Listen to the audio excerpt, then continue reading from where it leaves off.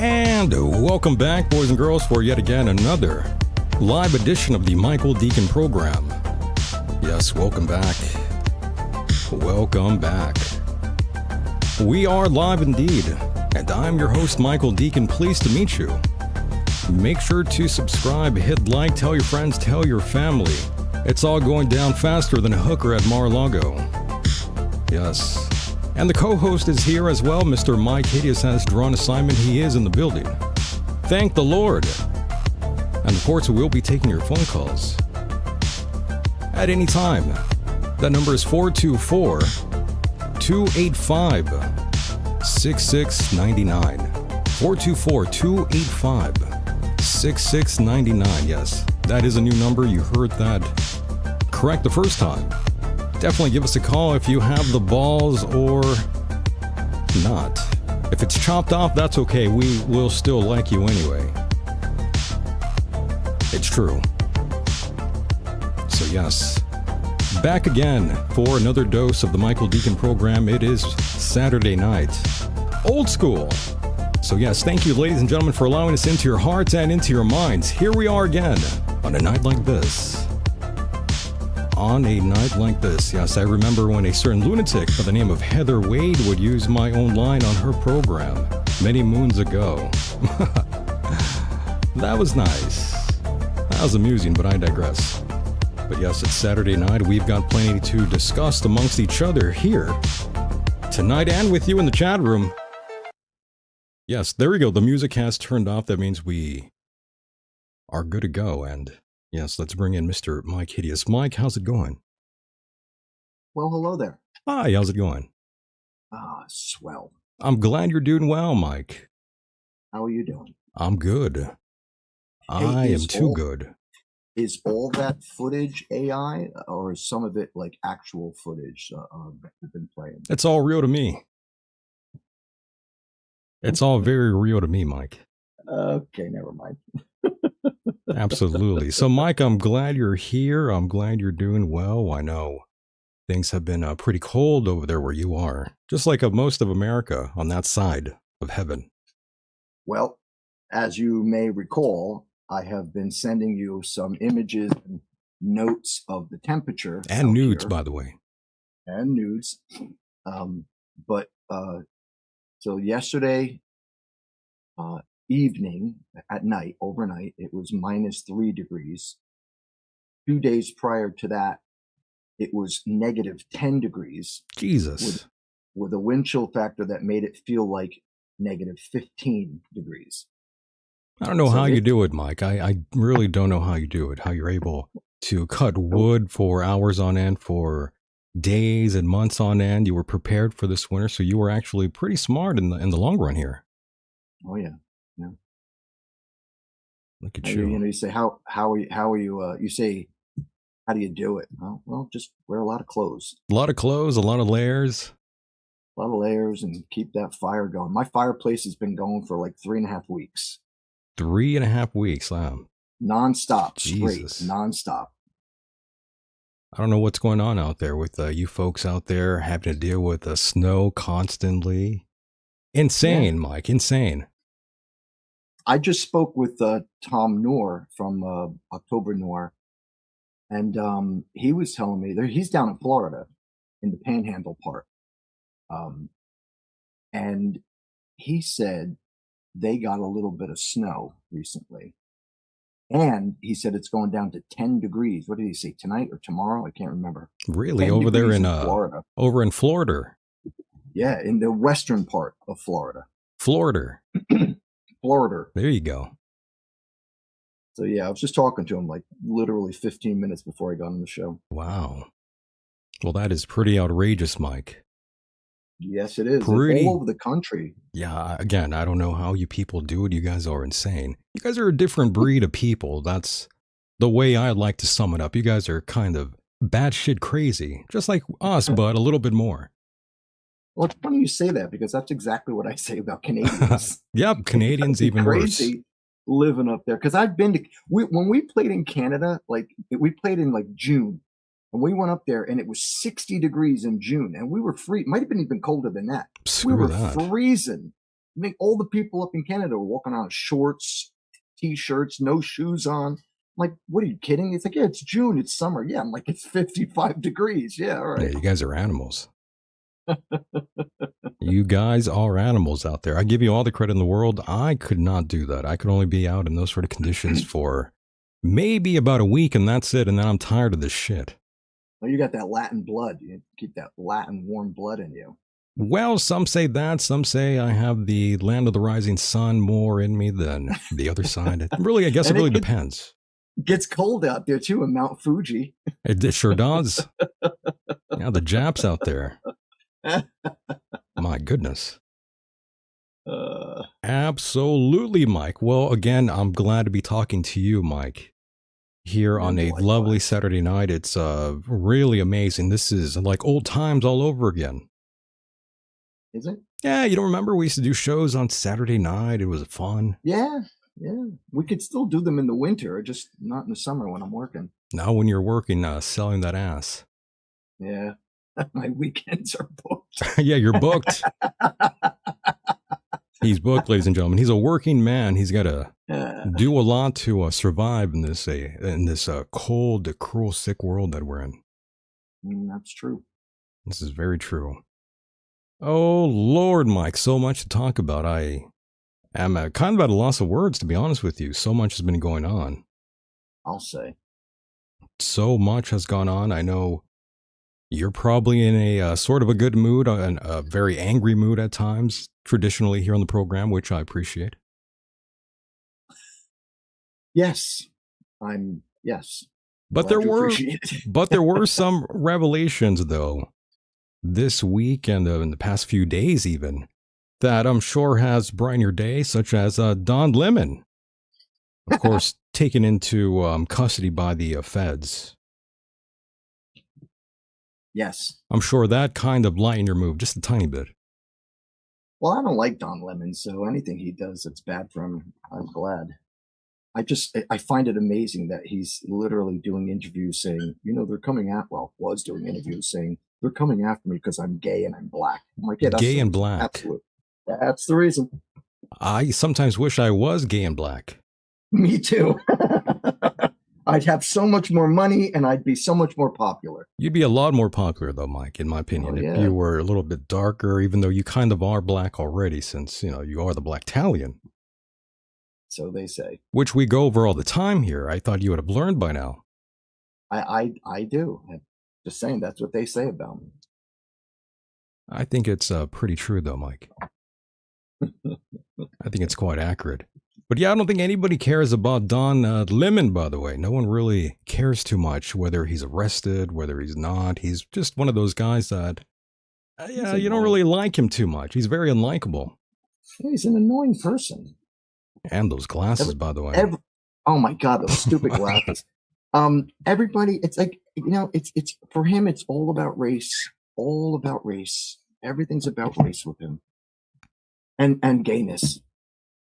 Hey, Myke, take it easy. I'm just saying, that's what he says. I don't give a shit if he's gay. Hey, take it easy. Take it easy. They're protecting that. He's a protected member of that class there, Myke. Gotta be careful. I know. Very protected. Yes. But I do view myself as a black lesbian, trans Jew. It's pretty powerful. Pretty fucking powerful indeed. You got everything going for you. Absolutely. Gay black Jew. That's right. I'm shielded, Myke. Damn. Absolutely.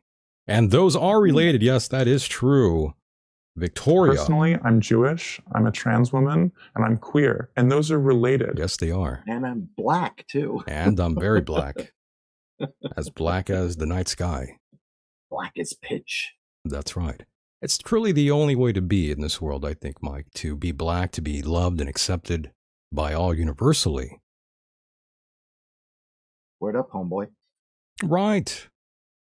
But yeah, that's what you tell the authorities, Myke, when they go search your home. Word up, homeboy. Be like, listen, no, I'm a protected class. That's all you need to say. Oh, I got you. And you're good to go. But yeah, Myke, I've been having a pretty good week. Been avoiding ice as best as I can, Myke. Been hiding, been jumping fences,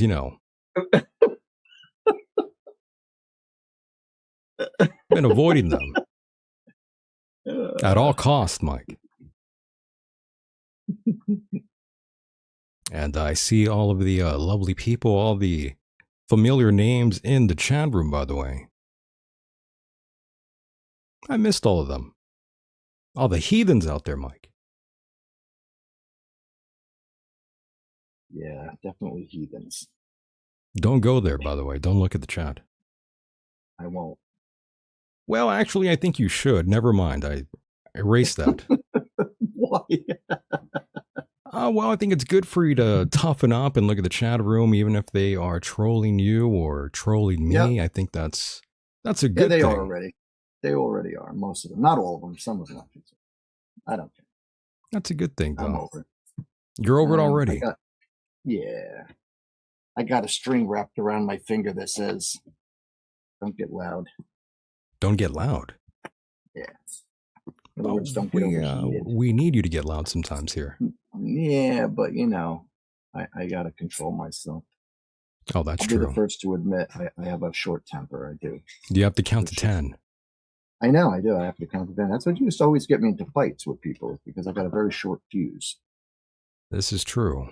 Historically, this is true. And yes, Suka says, I subducted my chihuahua.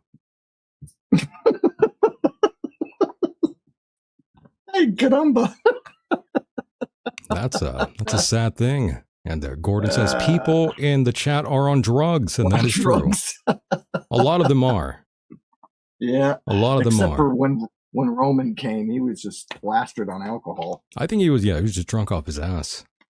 Hey, by the way, that bet him and I made last week. Yeah. Now check this out. Listen carefully. Do you have some latest developments on that? Well, I need your advice Okay. on something. Go ahead. Okay.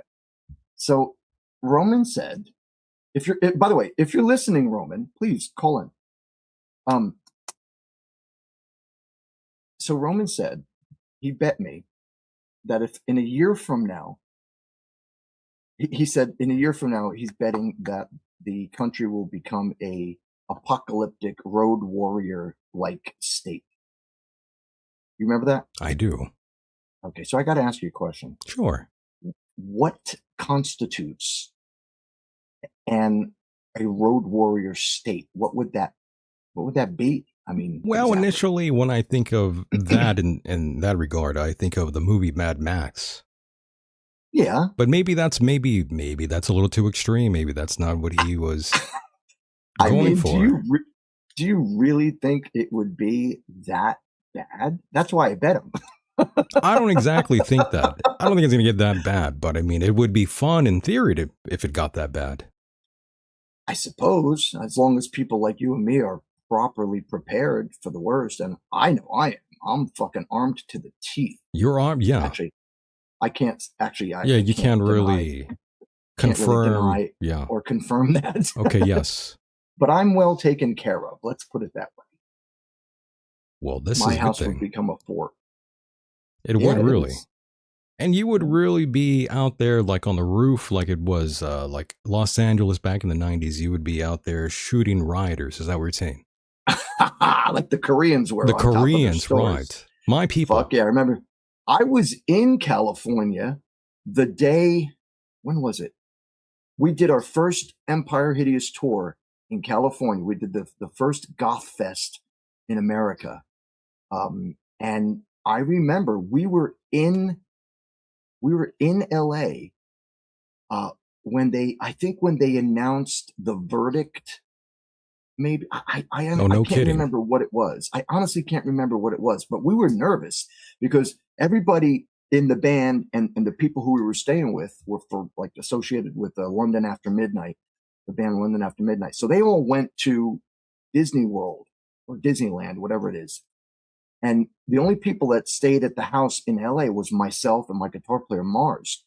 We were just too tired, from the whole tour. It was like we were at the end of the tour. We stayed home, but we were watching the news and we heard helicopters flying over the apartment and everything. I'm like, fuck, I ain't going anywhere. I was a little too young back in 92 to even know what was going on. But yes, we're talking about the Los Angeles riots, ladies and gentlemen.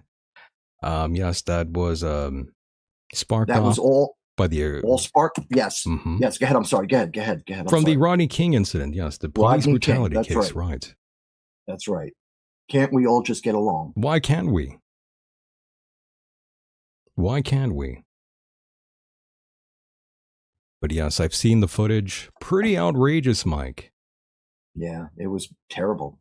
I never can understand when people get upset, they burn down their own fucking neighborhood. Hey, I'm gonna burn it down. What the fuck does that, why? Like, how stupid is that? It's pretty dumb. Yeah, it's pretty dumb, especially if you live around that area.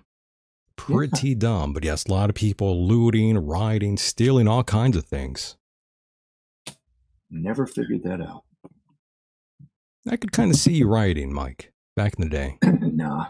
It's strange. All the years I was a Democrat, politically correct liberal Democrat, I never once rioted. My outlet for protest was through my music and performing.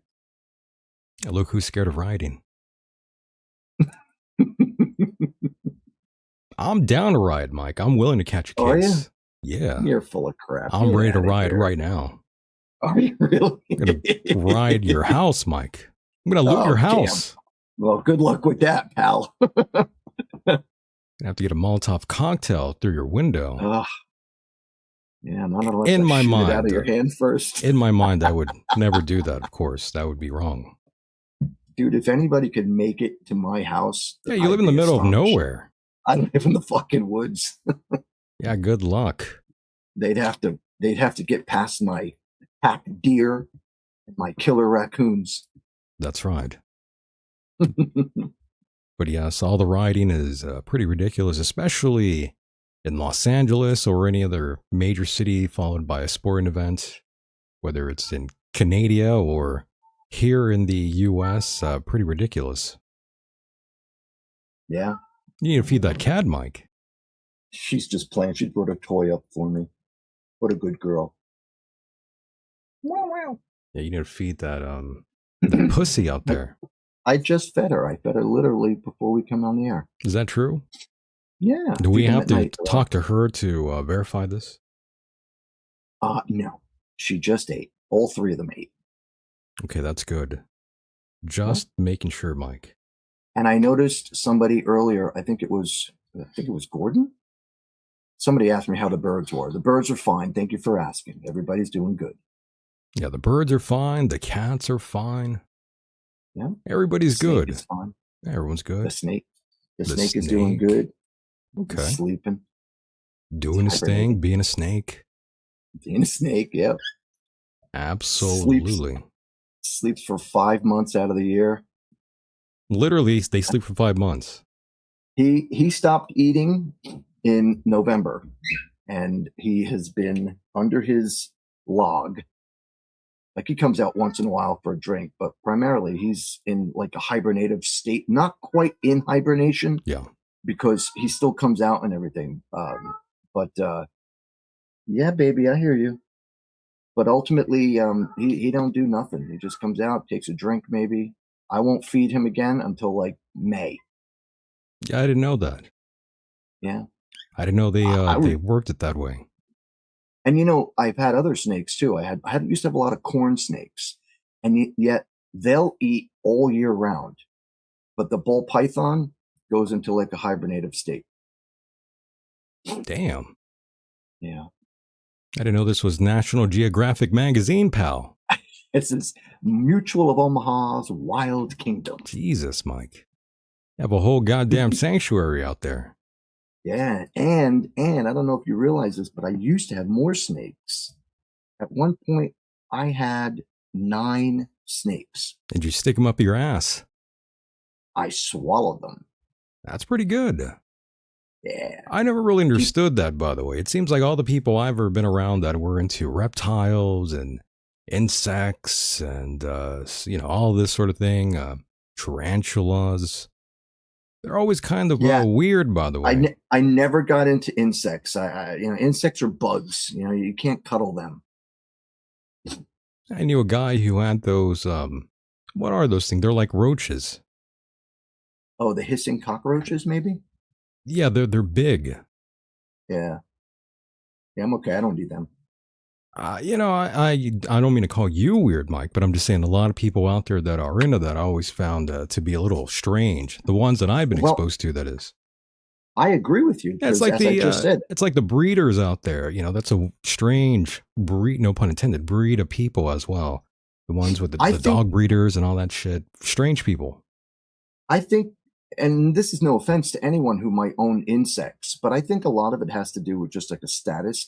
Like, I noticed when I started getting into birds, particularly parrots, the one thing I learned about parrots, the 2 most returned birds in the parroting business, the birding business, I should say, are the cockatoos with the crests on their head, and the African greys, who are incredible talkers. They can talk up to they can memorize up to 1,600 words.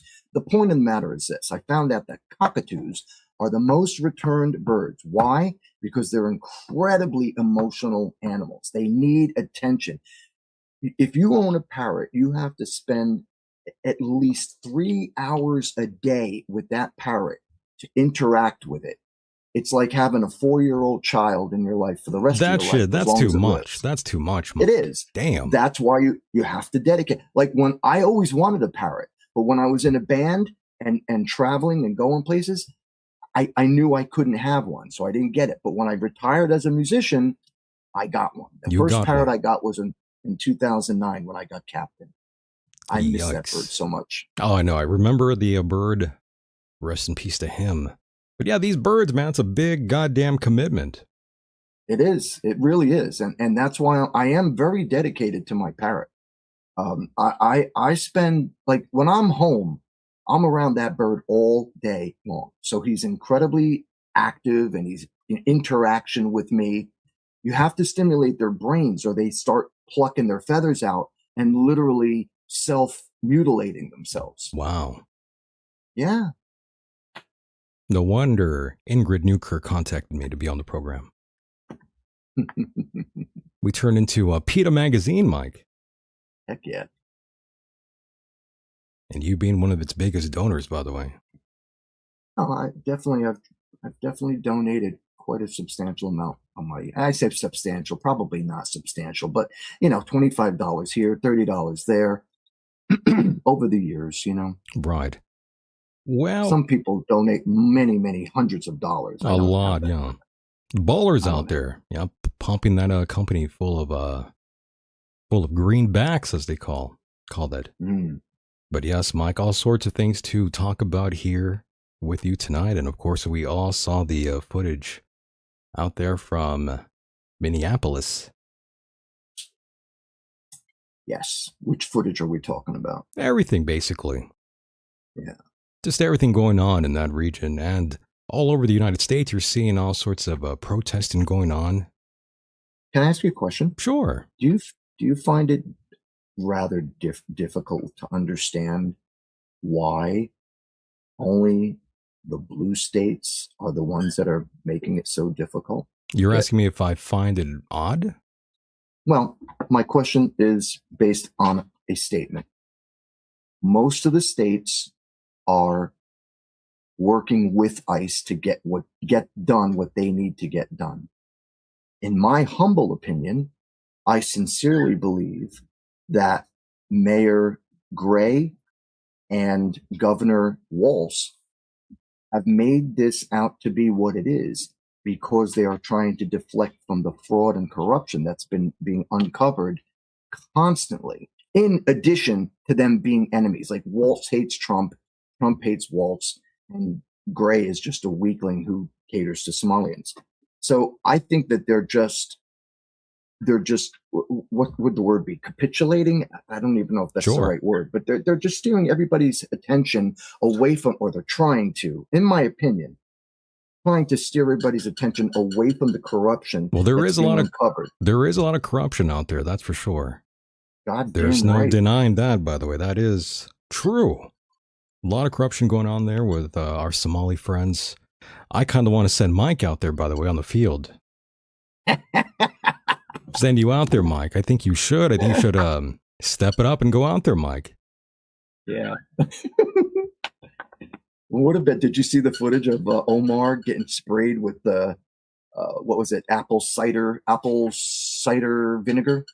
I didn't exactly see the footage. I did read about it, though. Yeah. So you didn't see what happened, bro? I didn't see that, no. I read about it, though. All right, so you read about it. Now, let me explain to you the scene. This guy who is sitting in the front row. Now, before I explain to you what he did, there are photographs of him with his children. All his kids are left wing, orange hair, yellow hair, purple hair, nose rings. I mean, they're left wing. So I look at him and I think to myself, this guy cannot be a right winger. He can't. So he stands up. All right, we're back to the situation. He stands up. He's sitting in the front row. The camera literally pans to him and is looking right at him for like a second or two. Then Omar says something.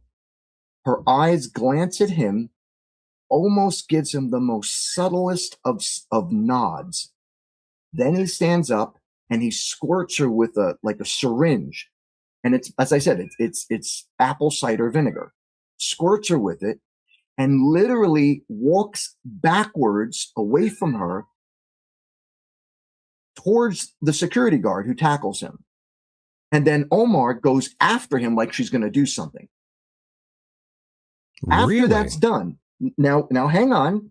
After she gets squirted with this stuff that they don't even know what it is at the point in time, after she gets squirted, all her security team, all her administration team is all saying to her, you got to get checked out. Change your clothes. He squirted you. We don't know what's in there. I mean, it could have been anthrax for all we know. Anthrax?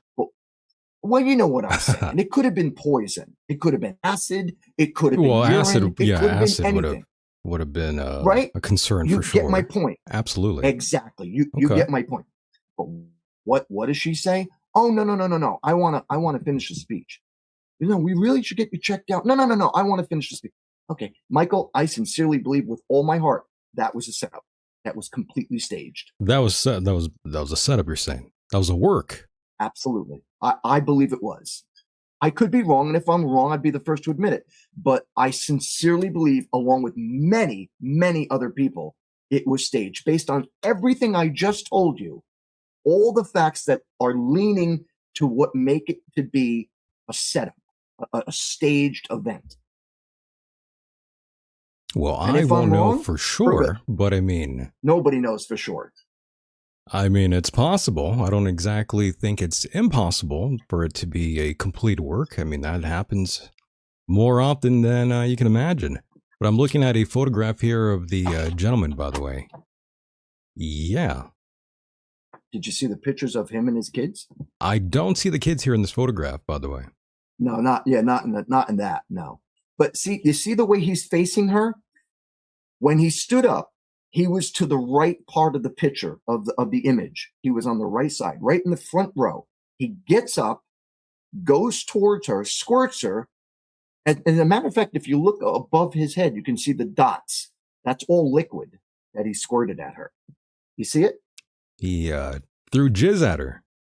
Yeah.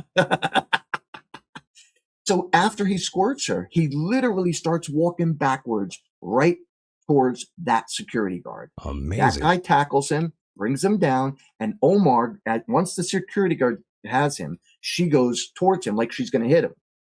But I guarantee you, bro, if this wasn't what it is and her life was in immediate danger, you really think she'd be going after somebody like this? Probably not. I mean, of course, with all the comments she makes about how bad and how evil white men are.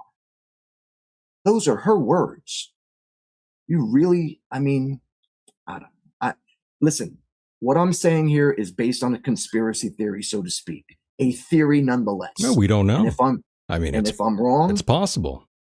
It's possible. Yeah. I'm not saying it happened. I'm saying it's possible. There is the probability, so I don't disagree with you on that. I don't trust her for as far as I could throw her to Somalia. I think she is indefinitely involved in the fraud. This is a woman who, in 1 year, her husband made $30 million. Mod, I'm in the wrong business, Mike. Exactly. We need to become politicians. $30 million. $30 million. Now, you know the history about her father, right? Ilhan Omar's father? I read some things, but was it true? Her father was a tyrant in Somalia, a tyrannical politician, so to speak, who was forced out of the country for being a tyrant. And then she comes to America. And that's a fact, look it up. I don't know. I didn't know about the father. Yeah, absolutely. Okay. So I'm telling you, bro, absolutely true. I'm telling you the truth. They get kicked out of the country. Now, mind you, she's a little girl when this happens. They come to America. I don't even know about the father. I don't know if he got killed or if he's whatever. She comes to America, marries her brother to get into the country as a citizen. I did see something about that. Yes, about the brother. Yeah. She definitely married her brother. Now she's remarried to a different guy, a white guy, a cuck. Lets her sit there and talk about how bad white guys are, but he's okay with that. Anywho, she gets married to that guy, comes into the country, and now she gets into office and she's telling Americans how to run our lives and how bad we are. Fuck you, bitch. Don't come to my country telling me how bad we are. Yeah, we got problems. But this is the greatest fucking country on earth. I'd rather be here than that shithole Somalia. I have to agree. I mean, I wouldn't want to be there. That's for sure. I'm happy being here in America, by the way. But yes, the Somalis out there, Minnesota. It's just pretty insane. Yeah, there's lots of corruption going on. There's corruption everywhere, unfortunately. Absolutely. But more so Somalia. But more so in Minneapolis, Minnesota. I mean, the main job you can get. The main job you can get is pirate application. Yes. Pirate application. Yeah, you have to apply to get it to become a pirate, so you can jump on the boat and go try to seize a tanker or something and hold it for ransom. That's their job, and they have no government. Do you know that up until 2018, rape was not illegal until 2018 when they outlawed it? Rape was not illegal. Rape. And I'm sure you heard the whole thing about the whole 67 number. No. What is that? Okay. Jesus. For the last 1400 years, the area of Somalia and all those people in that area, incest. What happens when you marry your cousins and your sisters, blah, blah, blah. You come out British. You a lot of interbreeding there, yes. So what happens now? I don't know if you know this, but in America, if your IQ is below 70, you are considered to be clinically mentally retarded. Retarded, yes. Right? Now, in Somalia, the average IQ, I kid you not, this is a fact, the average IQ is 67. Really? No kidding. I want to look that up. Look it up, bro. Have you seen some of the images of these Somalian immigrants that have come here with their giant foreheads and their big heads? That's from inbreeding, bro. It says approximately 67 to 68 is the average IQ in Somalia, which I just looked up right now. Wow, I did not know that. All retards. That's pretty bad. Yeah, let's bring more of them into the country. Good idea. Wow. Ooh, I did not know it was that bad, Mike. Yeah. Holy shit. Yeah. So, I mean, Mod on. The only thing that they're good at doing is pirating and daycare centers stealing $9 billion. But how successful are they at being pirates, though? I've seen a lot of footage of the Coast Guard and Navy just blowing them up to hell. I love those shots. I love them. I love watching that. Personally, I love any video of warfare. Unfortunately, I'm sick in the head, so I like watching this footage, but I'm not pro-war, by the way, but I do. Me too. I do have to see this footage, by the way, and in terms of footage, by the way, folks, the footage you see out there of Ukraine versus Russia, you're seeing these drones tearing people up. That is pretty messed up, man. I feel terrible for any young person having to go out there. That is insane. I remember about a year or two ago, you were sending me images via text message that you were getting from, where do you get your stuff? Instagram or on X or something? Just different websites, but yeah, on X. Different websites? Yeah. Different things. Because I would always ask Michael, hey, Michael, where are you getting this crazy footage of this warfare? And he would say the same thing you just said right now. Websites here and there. But I've shown you some pretty screwed up ones. Yeah. That's for sure. You really got me turned on to that stuff because now. Hopefully not sexually. On my Instagram account, that's all I watch. War footage. People getting blown up by drones. I corrupted him. By cars. Yeah, you did, bro. You did. Oh, no. That wasn't the goal. No, of course. I've always been into that. Here's the interesting thing, Michael. But hold on. I got to say that. But I'm not pro-war, though. That's the thing. Absolutely I'm pretty anti-war, to be honest. I'm pretty punk rock still, Mike, So I'm pretty anti-war. I'm with you. Except that you are a crypto Catholic Christian Jew. And that's okay. We still love you. Wait, what? What did you say? I missed that. I said that you are wholeheartedly, diaphanously a crypto Christian Catholic Jew. Oh, I thought you said capitalist Jew. Well, yeah, you are. You were at one time. Too. You were a capitalist Jew. That's true. I love capitalism. Yes, you do. But anywho, but yes, I'm very anti-war, but I do have to watch the footage at times. I apologize. Let me ask you this. Go ahead. Based on the footage that you and I watch, okay, and let's face it, I've seen people getting blown up by drones, getting hit on motorcycles, flying hundreds of feet into the air, people getting crushed by rocks and bridges, all kinds of crazy shit. Do you realize what we're watching is basically snuff films? Pretty much. That's been around for Remember a when they long used to time. be?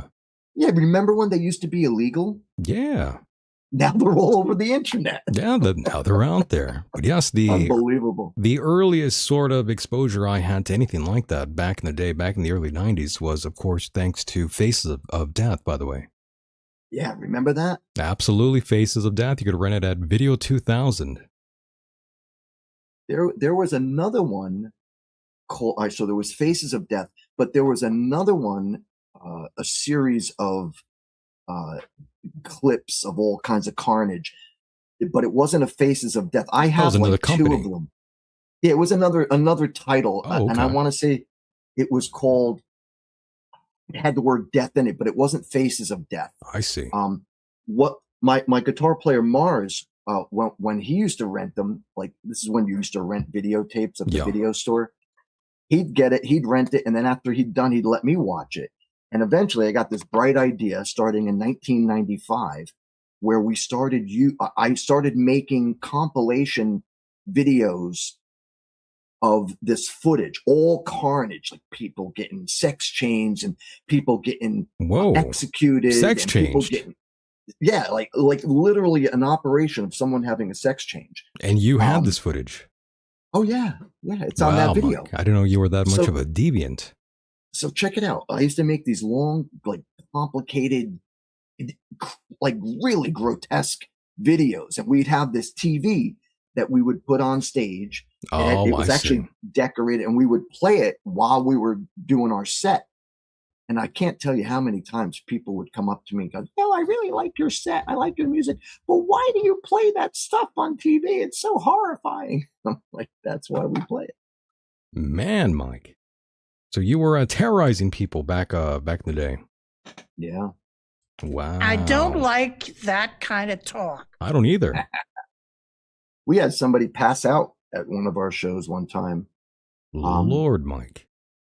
I was doing the hypodermic needles in my forehead, and after I pulled them out, all the blood was pouring down my face. And this guy who I happened to be friends with, he was dating this girl I knew. He literally passed out because it was too much for him. Yeah. Jesus, Mike. Yep, I saw him from the stage. I saw him go right down. Boom. You're doing some freaky, raunchy shit up there, Mike. Yeah, well, that's what we were. We were pretty shock value. Pretty out there. But hey, I mean, did you ever get into that phase of throwing yourself on broken glass, though? Now, like what's his name? Like Gigi Allen? I saw one guy doing something quite similar, by the way. Kind of like Gigi Allen. Except this was some punk rock show, and there was only about maybe about 80 people max in a small venue at a sort of a Chinese sort of restaurant, an empty Chinese restaurant hall back in El Centro, California. By the way, this building that used to have kids going in there. Well, one day they booked this band. I think they were from L.A. or San Diego or somewhere, and punk rock band. And this guy, he looked like a tweaker, by the way. He smashed a bottle on stage and then started cutting himself and then rolling around in it. And he really cut the shit out of himself, by the way. He was gushing out blood. Like Iggy Pop used to do some stuff like that too. Yeah, but I think he might have almost hit an artery or something. I mean, this dude was... Oh, the guy you saw? Oh, yeah. Yeah. I saw a guy for 80 people, though, by the way, Mike. This is the mindset. 80 people, and this retard is killing himself. Glass on. I had a friend of mine, this guy named George. He was in a band. He was a big Gigi Allen fan, and he had just formed a band, a punk band. And I booked him at the club I used to promote at, and I kid you not, bro, this blew my mind. He took a beer bottle and he broke it on his forehead, and the blood was everywhere. I mean, you know how hard like when people get a glass broken over their head in a movie or on television, it just breaks. It's fake. Yeah, well, it's not a real glass. Of course not. But have you ever seen how hard it is to break an actual bottle? I have before various times. I've seen numerous fights. I've seen a Bud Light being broken over someone's head. That's crazy. And they had a huge hematoma, by the way. Yeah. Mod on. Oh yeah, That's horrible. the guy deserved it, by the way. Did he? Oh, he hit somebody else with it? Well, he got hit. Oh, he got hit by somebody holding the beer bottle. Right. Wow. Yeah, that's, man. But yeah, the guy deserved it, and I would have hit him with the bottle too. Yeah, some people are just fucking terrible drunks. I don't think I could ever actually do that though to somebody. Unless they had like a weapon in their hands, kind of like a female. You know, I have that no striking a woman kind of rule. Unless she has a weapon, then I'm Right. gonna fucking elbow a bitch. Right in your fucking face. Sorry. I sense a little hostility in that tone there. No, not at all. I just wanted to be very theatrical and paint the photo for you, Mike. I'm teasing you. But yes, I would I love agree. to. I agree, Michael. I agree. I would never start trouble with anybody, but I can't tell you how many times trouble has come to me, and I have to stand up for myself because there's always some asshole in a club that's got to prove themselves, you know, come up to me like, what's that, a stupid fucking hat you're wearing, or your hair, you look like a girl with that long hair. I see a theme. I see a theme here, Mike. You think? It's been a little ongoing theme in your life. You know, my earliest exposure of you was playing in South America, you on stage, and people spitting at you and fighting with you on stage. Mm-hmm. I didn't know that was a long-going theme in your life, Mike. Michael, my friend, my dear Michael, the first fight I ever had was in kindergarten. In kindergarten? In kindergarten.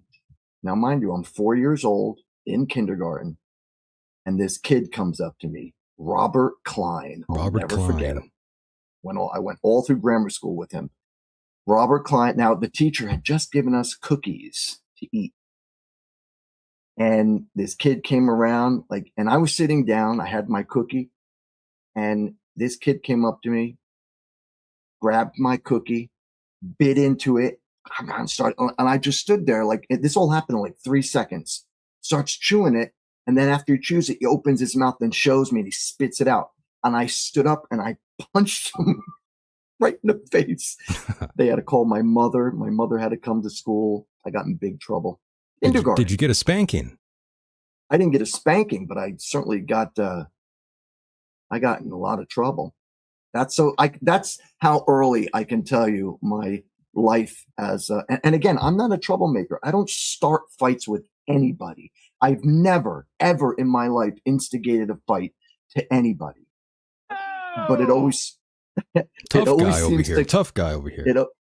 It always seems to come to me. I'm just a magnet for trouble. Victoria says that's why Mike has been so angry all his life. Yeah, that and the fact that I'm Italian. That's true. Yes, you have that Italian thing going on. So I can understand that. I can understand that. Those are related. Honestly, I try to keep it under control. I really do. That's why I apologized profusely when I had that argument with Roman. Yeah. More of a heated discussion. Well, it was a heated discussion. You weren't angry. No, I like Roman. He's a good guy. I like him. I have nothing against him. It's just I got into a heated argument with him. He stayed calm, right. And I respect that about him. And I just tend to get out of hand a little bit. Hey, you said a few things. I don't mean anything. You know, he was out of line. I was out of line. I honestly, Michael, I don't try to start trouble with anybody. Sure. I really don't. I've never have. I know. I don't view you as a troublemaker, by the way. Not at all. And Rooted Bay Area says, Mike, don't believe all news footage of war in Ukraine. Video game footage at times, according to Oli. Oh, I know. D. Well, the video footage that I've seen is very real. And the video footage that I've seen is absolutely 100% real. So I'm not exactly sure what Oli is smoking right there. I mean, I wish I could be smoking the meth with him. But no, the things I've seen are very, very real. The things I've seen that I get sent to me, I have an account with a couple of different users on Instagram, and they get their stuff from the dark web. and then they post it what they can. And it's usually 9 times out of 10, it's usually camera footage. A lot of it is like, people having car accidents or Sure. on a construction site and like a crane falls over on them or something like that. But the war footage, no doubt in my mind, it's real. I would never want to enlist, by the way. Me neither. After seeing all that, after seeing the drones going in there and tearing people into meat, essentially, into dog food, essentially. Especially when they get hit with those 50 caliber bullets, they just blow them to smithereens. Yeah, man. hell no. Yeah, war is hell, Gordon, yes. Did I ever tell you that I was going to go into the Navy when I was 16? Were you really? Oh, yeah. I couldn't imagine you going into the Navy, Mike. Well, my pop was in the Navy. Oh, and again, I see. I've told you many times, always tried to impress my father. So when I was 16 and in high school, I had gotten kicked out of Patterson Catholic in New Jersey on my sophomore year. Here's that long running theme again. And I went to this other school, a public school called John F. Kennedy. And it was primarily all black school, and I was part of the minority. You went to an all black school? Primarily, yeah. I'm calling bullshit on that story. Well, I got news for you. Remember the school that they made the movie out of called Lean On Me? Yeah. That movie was based on a school in Patterson called Eastside High School. I went to that school for 2 years for summer school. Wow, not on. Yeah, I didn't know a bad that. student. Look at you, Mike. But anyway, in junior year, Black Talon. when I went to Kennedy, where the hell was I going with the story? Shit, I forgot what my point was. We were talking about fighting. Fighting and pressing your father wanting to go and enlist. That's right. Essentially. The Navy. The Navy. So in junior year, I was 16. It was November 6. I had just turned 16. And I gotta be very straight with you. Since I had failed freshman and sophomore year in Patterson Catholic, I tried really hard. I mean, the hardest I could have ever tried to pass my classes in junior and senior year. So the first semester from September to November, that's the first quarter. And at the end of that quarter, if you're not doing well, and if you get below a C average, they write you, at the time they would write warning notices, and you'd get a warning notice and you'd have to take it home to your parents, have them sign it and bring it back. Well, I thought I was doing so good. And in English and history, I had gotten 2 warning notices from those teachers because I wasn't above a C average. And I took them home that day. In fact, before I went home that day, I went downstairs to the main office. I said, give me the paperwork to quit school. They gave me the paperwork. I went home. I told my parents, I said, listen, I'm not doing well in high school. I'm going to quit and I'm going to join the Navy at 16. And I said, I need Dad to sign for me because, they don't take you if you're not 18. Right.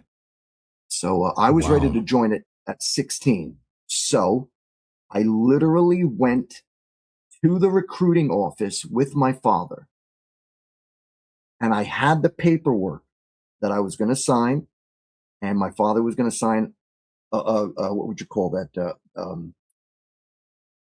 When somebody signs with you as a overlooker, whatever. He's going to sign it. 2 weeks later, I got diagnosed with cancer and had to go to the hospital. And that actually is what kept me out of going into the service. Understood. So the cancer is what prevented you from joining or enlisting, rather. And if you didn't get the cancer, Mike, you would be deeply involved in, I guess, the military or any branch. Well, let me tell you something, Michael. Getting cancer, preventing me to go into the service, particularly the Navy. Or the Navy, rather, yeah.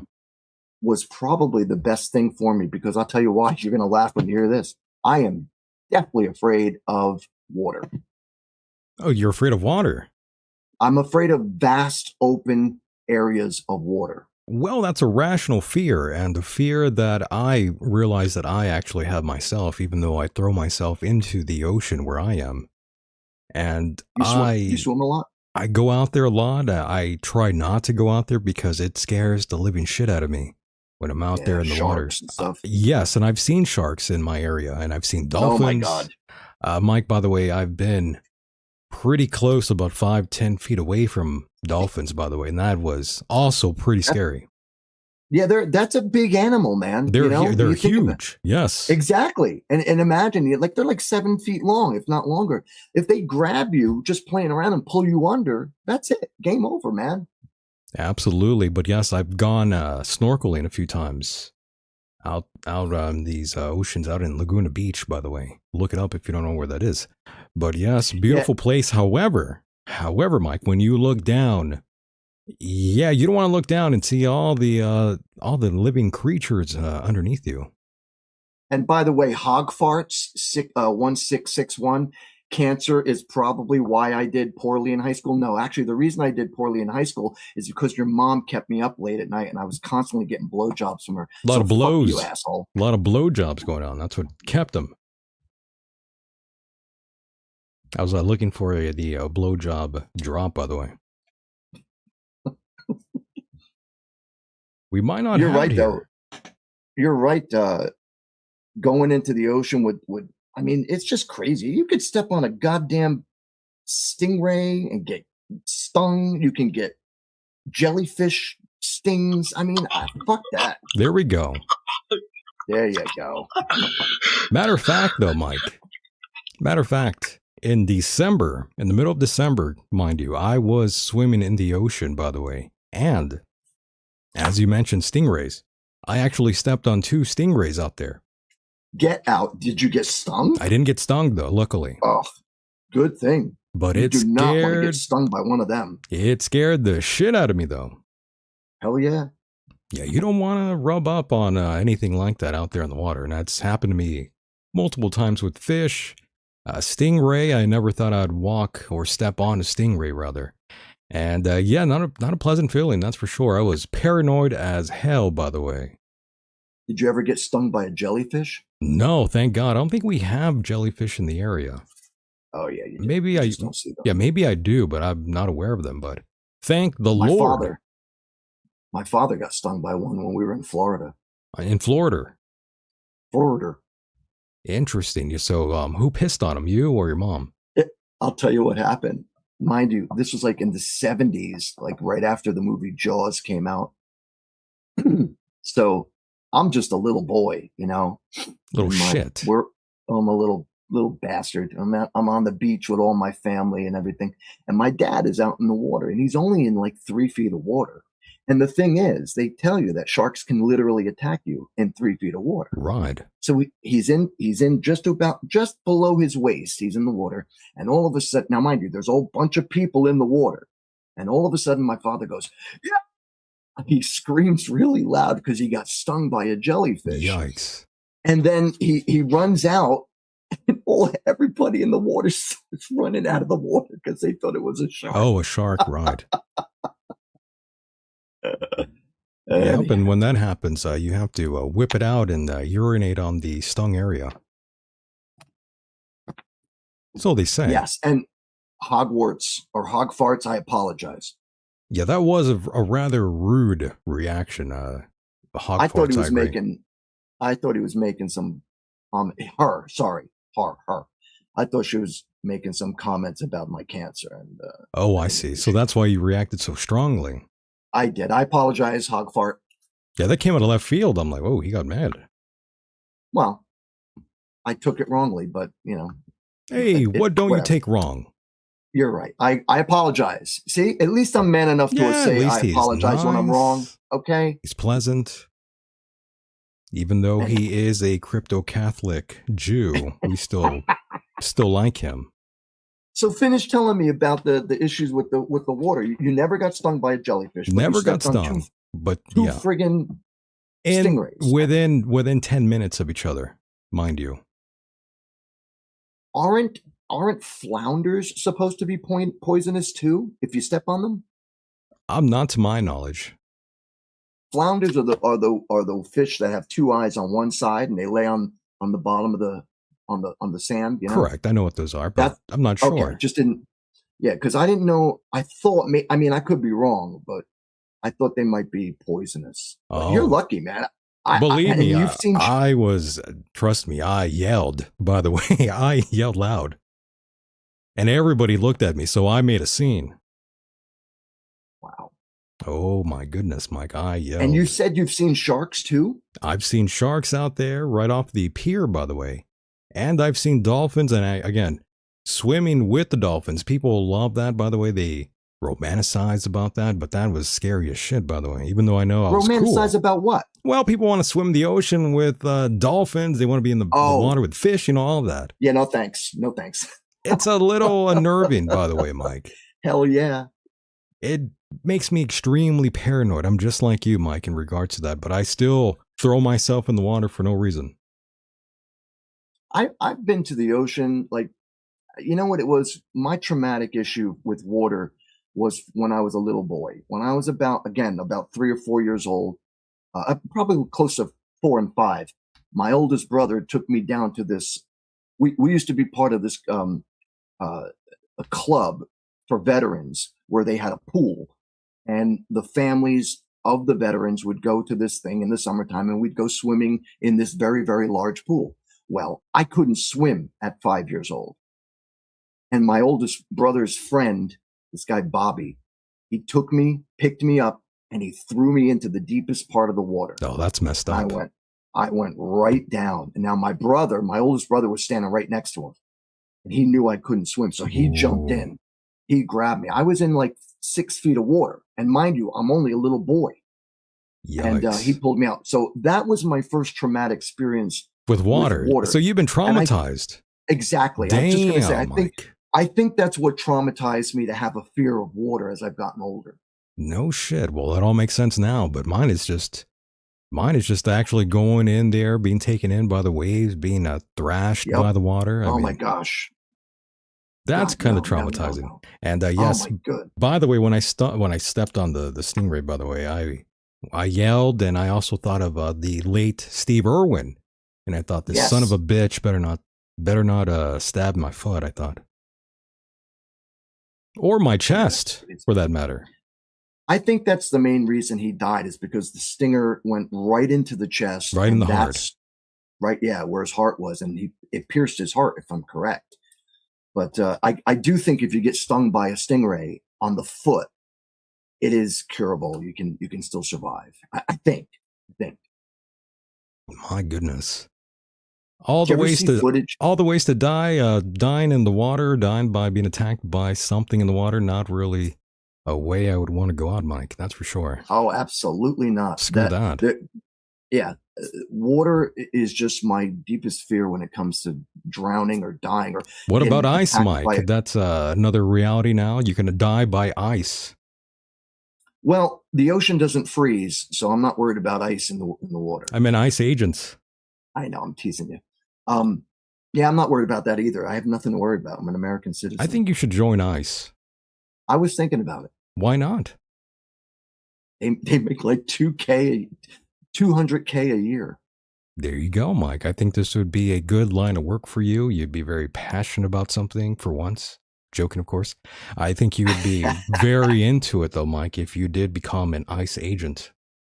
I thought about it, but Michael, truthfully, I wouldn't want to put myself in that situation. I really wouldn't. I have to say, I give those guys props for what they do. And mind you, for anybody who might be against them, they've been doing this for years. Yeah, they've been around. So when Barack Obama used them, Clinton, Biden, Bush, nobody rioted. Nobody protested. But, now that Trump's doing it, now it's wrong. By the way, Obama deported over 3 million people. 4.5. Or 4.5. Okay, it was even more. I stand corrected. But yes, Mike, I would see you doing quite well working for ICE, by the way. They have a huge budget, around 10 to 12 billion, I believe. Or try 75 billion, last I heard, actually. It's pretty nuts. Yeah. All of the previous presidents deported more people than Trump has as of right now. And again, nobody had an issue with it. I must say, Every though, Mike, it's like we're in some sort of a weird sci-fi movie going on right now. There's and why drone do you? wars. There's nonstop fear on the news. Weird tech Oh billionaires yeah. playing God. There's a lot of things going on. A lot of Well, things let me going ask on. you. Let me ask you. Sure. Did you notice there wasn't all that fear on television when Biden was president? There was a little bit, but that was Very little. mostly with the other sort of medical, quote unquote, emergency. Oh yeah, that nonsense, right? Yeah, So but there was a little bit going on, but not yeah, as I much. I agree, but not like the physical violence that we're everybody's complaining about today. Right, but And don't you think again, that's kind of weird to see, by the way? what do you mean? What's Well, weird? I feel something's off in America. Like I don't know what's Of going course, it's on. off. Something seems really odd, and it hasn't been this way since. Well, it's been this way, I should say, post 9/11. That's when it really occurred in America. I remember when times weren't like they are today. By the way, Well, things are weird try. as fuck. I mean, the way things are right now with all the deportations and the new arrival of terrorist attacks happening in the country is a direct result of Biden opening the floodgates for all the illegal aliens to come into the country. They have since set up sleeper cells, for lack of a better term, and now little by little, you're going to see more and more of them doing what they do. And I don't know if you've been keeping tabs on New York, Sure. but the amount of attacks that have been taking place by Muslims, and I'm not even exaggerating when I say this, but the Muslims are going nuts in New York and they're attacking people. I Whites, wish they would attack you, Jews, Mike. women. Kidding, of course. They'd have to get through a ounce of metal first. An Lead. ounce of metal. An ounce of lead, I should have said. An ounce of lead. But going back to my point, though, Mike, there's something off about us here in America.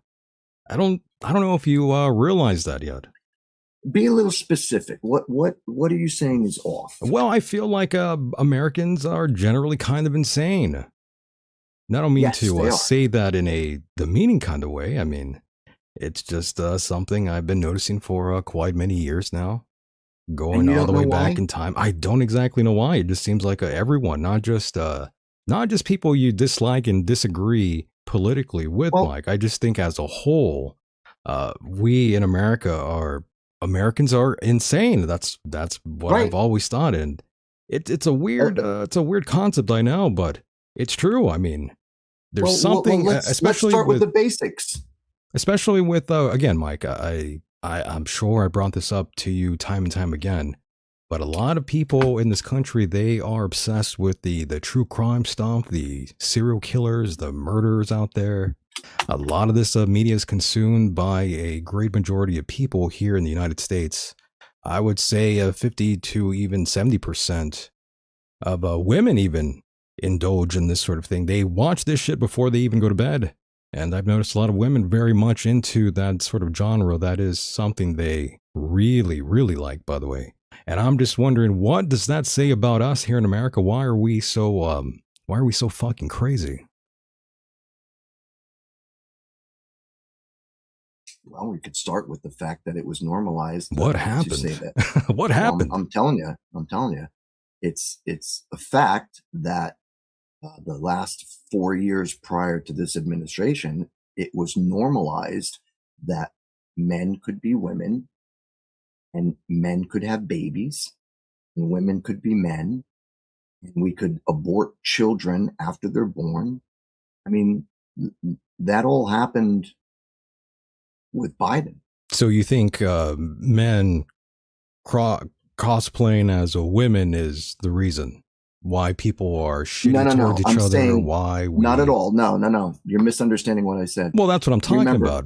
I'm going further than that, though. I'm going much more beyond than that, Mike. I'm just talking about the human psyche within these walls here in America.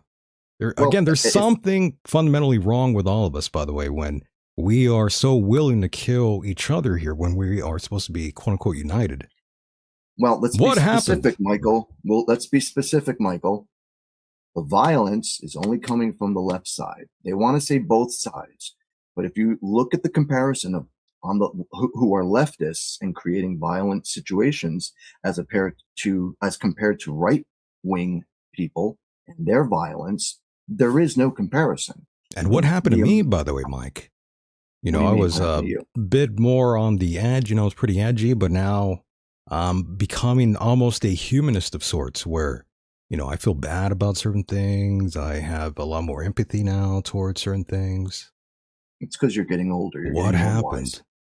And that's what happened. And the older you get, the more you realize you become a little bit more nostalgic and empathetic to humans and people around you. I just don't like what's going on. You know, I just don't like what's going on in the world, I the don't way either. we treat each other. It's kind of fucked up. Exactly. I don't like it either. It's very odd what's going on. So I see these things But and I'm just wondering what is wrong with us in this country. You do realize it wasn't like this between Obama and Trump. It became like this when Biden became president. That goddamn Biden.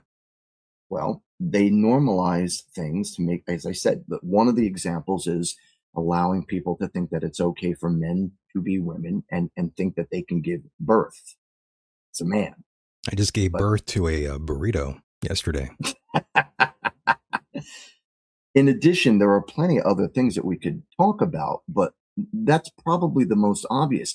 And what happens is people begin to think that they start making up their own rules and regulations.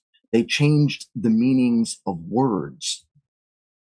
When people start telling you that, hey, you can't say that to me because your words are violent. Really? Whatever happened to sticks and stones could break my bones, but names will never hurt me. Well, that's a entirely different thing nowadays.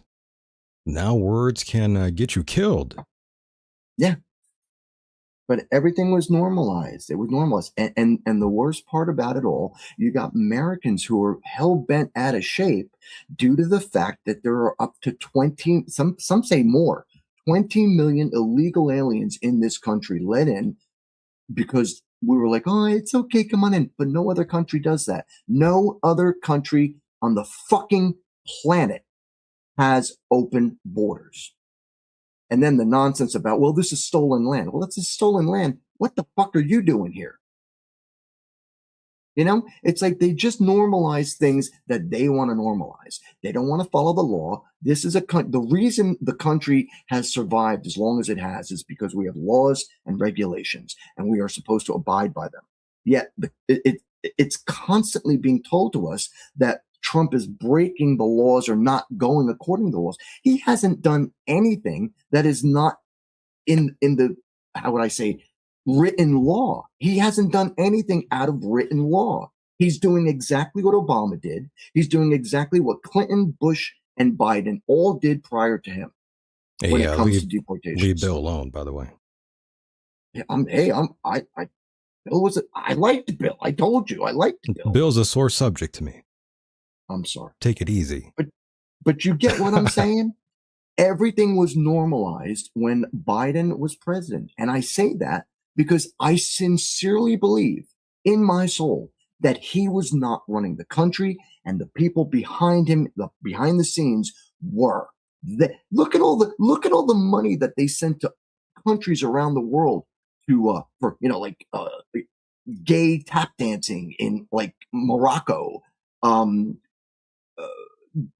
gay gender testing. Yeah, I understand that, Jordan. but I understand that. But going back to my original point, though, with true crime and women and men being obsessed with serial killers and all that, I had seen surveys indicating that women are now the core audience for much of this true crime content that they watch out there.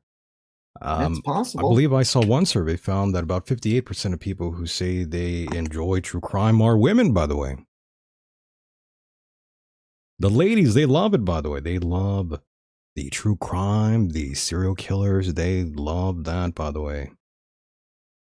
I think it's normal. I think people like you and I mean, well, I can't speak for you.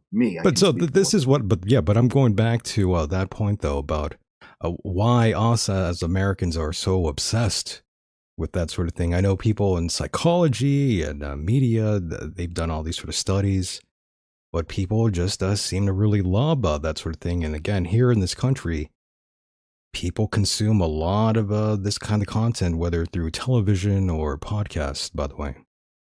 And the content you're referring to is the snuff film stuff. Just everything, just true crime, just anything about crime and serial killers, women, they romanticize about that. That's why, I mean, just going back to back in the days when you had people like Richard Ramirez, Charles Manson, you know, they had no shortage of strange trim writing them letters wanting to marry them behind bars. Isn't that crazy? Bitches be crazy, Mike. That's what I'm saying. I never understood that. What the fuck is wrong with America? I say that every day, Mike. Victoria Grimes just said something very, very important. What happened? Did you see what she says? What did she say? Why are we so obsessed with the 1% of the population? She's absolutely right. 1% of the population are the ones who are the trans and that sort of lifestyle. However, a lot of the violence seems to be coming out of that 1%. Personally, I'm Jewish, I'm a trans woman, and I'm queer. And those are related. That's right. I mean, I think she's got a point there. Why are we so obsessed with it? I think we're obsessed with it because so much is happening from that 1%. They're out in the streets every day protesting. They're out in the streets rioting here and there. They're shooting people. They're talking. They're saying these hateful things online. I mean, it's going to spark anger, in my opinion. Absolutely. Absolutely. But what should we do with these people, though, Mike? Are you going to treat them like the homeless? Do you want to ship them off to an island and never see them again? Which people are we talking about? We're talking about the right. The trans people, the trans. Sure. What do you people? Want to do with that, Mike? What's the end game, in your opinion? I've told you this once before. I have gay friends. My gay friends do not agree with what the gay community, the trans community is doing. They're pushing it on children. Okay. They're indoctrinating kids in school. You've seen it. I've seen it. There's footage of it all over the internet. Teachers are they're teaching kids more so about Jane has two mommies or Bobby has two daddies instead of teaching them how to write in cursive and how to know history. Like I watched this guy by the name of Justin Awad on YouTube. Sounds like a foreigner. He's not. He goes onto the streets and he asks the most basic questions about the country or about the world that you could ever imagine. And a huge amount of people get the answers wrong because they're passing them in school without knowledge of reading, without knowledge of history, some of these kids can't even tell time on a regular clock. Yeah, that's not good. Yeah, oh my God. What happened? Holy, that's a healthy woman. Oh, you mean AI, right? What is the woman? The girl with her giant lungs. With the fake tits? No, Yeah. That's very real. That was real? Okay. Well, the tits are not real, but she's very real. That was very healthy. Anyway, what I was very saying plastic, is you mean? These kids are not learning anything in school, and they're being passed and sent into the world. And then you have the DEI hires of people that were working at airports who were blind or missing limbs. I mean, I'm not saying anything against these people, but as I was mentioning, my friends who are gay are completely against what the gay community is doing, not only to indoctrinate young kids, but and to try to enforce into everybody's life.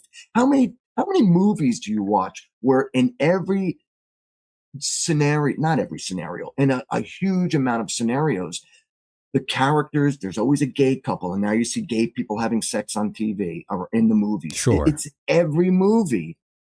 There's a good amount of that. You're not wrong about every that. Yes. Commercial is letting people, oh, you're fat. That's okay. You're beautiful. You look beautiful. You're 600 pounds. You look beautiful. Don't worry about eating. Eating is overrated. You can eat as much as you want. So you have diabetes. No big deal. Big is beautiful. So yes. Got to cut a few toes off. No big deal. No big Come deal. on. It's been normalized. The things that we found for so many generations and decades in this country that were common sense was taken away by the left. And we were told homosexuality is normal. Changing your sex because you think you're a girl or a boy from the opposite sex is okay.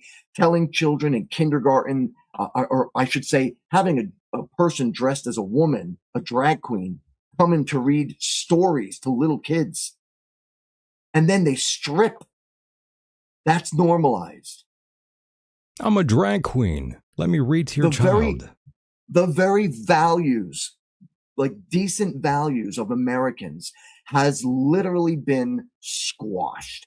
And that's why so many Americans on the right are, including myself, I'm not on the right. I'm an independent like you. All I do is stand up for what's common sense, what's logical, what's right. And by that, I don't mean right wing. I mean what's right.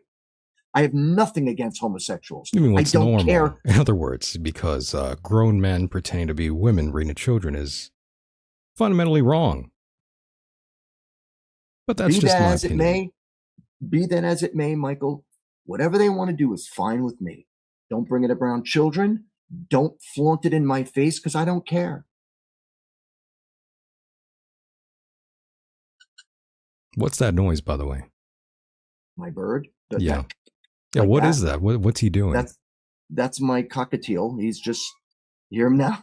Is he rubbing on something or is he? No, he clicks. He clicks. He goes. Oh, that's him. Because I've heard him make that sound before, and I always thought he was like grabbing something in the cage. Nope. Sometimes if I'm by the stove and I'm cooking, he'll start calling to me. And what he does is he takes his little beak and he taps it. That was my cat. I heard he that. Taps it on the cage. He goes like this. He goes like this. I see. And then he'll go. And so what I do is I'll tap on something and I whistle back to him. We go back and forth for like 15 minutes. This is a very animal-friendly program. that turned into one. But yeah, I'm looking at the chat room by right now, and Gordon is saying, any good news? Well, no, not exactly. There's never really good news. I mean, at this point, that's almost retarded. There's no such thing as good news. Don Lemon got arrested. I mean, yeah. I mean, Don Lemon arrested. I guess depending on how you feel about him, that could be considered good news. But going back to what I was talking about here earlier, though, in terms of people being all over the place with different things, Mike, a lot of the women out there being obsessed with these sort of things. There was another one, by the way, another inappropriate sort of situation with a student and a teacher. Yet again, a 25-year-old married a high school teacher in Washington was sentenced after admitting to an inappropriate sexual relationship with a 17-year-old student. And Mike, that's another thing that we see that's very odd here in America. A lot of the teachers out there grooming these young men, or boys rather. Yep. Indoctrination. Once again, if it's not them teaching them about the gay flag and the pride parades, then if that's not happening, then they're having affairs with them. And they are banging them, by the way. They are really going to town. Let me tell you a little interesting theory I heard about a week or two ago. If this came from a very religious person, so you can take it any way you want, but I found it very interesting. He said one of the reasons the left-wing, suicidal empathetic left-wing Karens, right, the libtards, they are the way they are. And by that, I mean, being gay, not wanting to have children, not liking men, hating men in many cases, hating their race and their ethnicity, not wanting to work and not wanting to have a family is a result of them not getting married. Now, again, this is just what he said. I'm not saying I agree with it 100%, but I found it interesting. He said it's a result of them not doing the normal thing in life, which we've been doing for more than 4,000 or 5,000 years. A woman gets married to a man. The man provides for her. By the way, She I'm will have talking children. about teachers, by the way. I know. I just wanted to tell you, we were talking about women in a sense, and I'm Yes. just telling you what I heard. So, And who I is mean, this we'll get guy back to again, that. by the way? Who is this guy? You wouldn't know him. His name is his name again? Just not Justin. Uh, Gerald. I don't know. It's one of these guys that I'll flip through, and I'll every once in a while I'll see his image, and I'll click on it. I don't even know what his real name is. I think it's.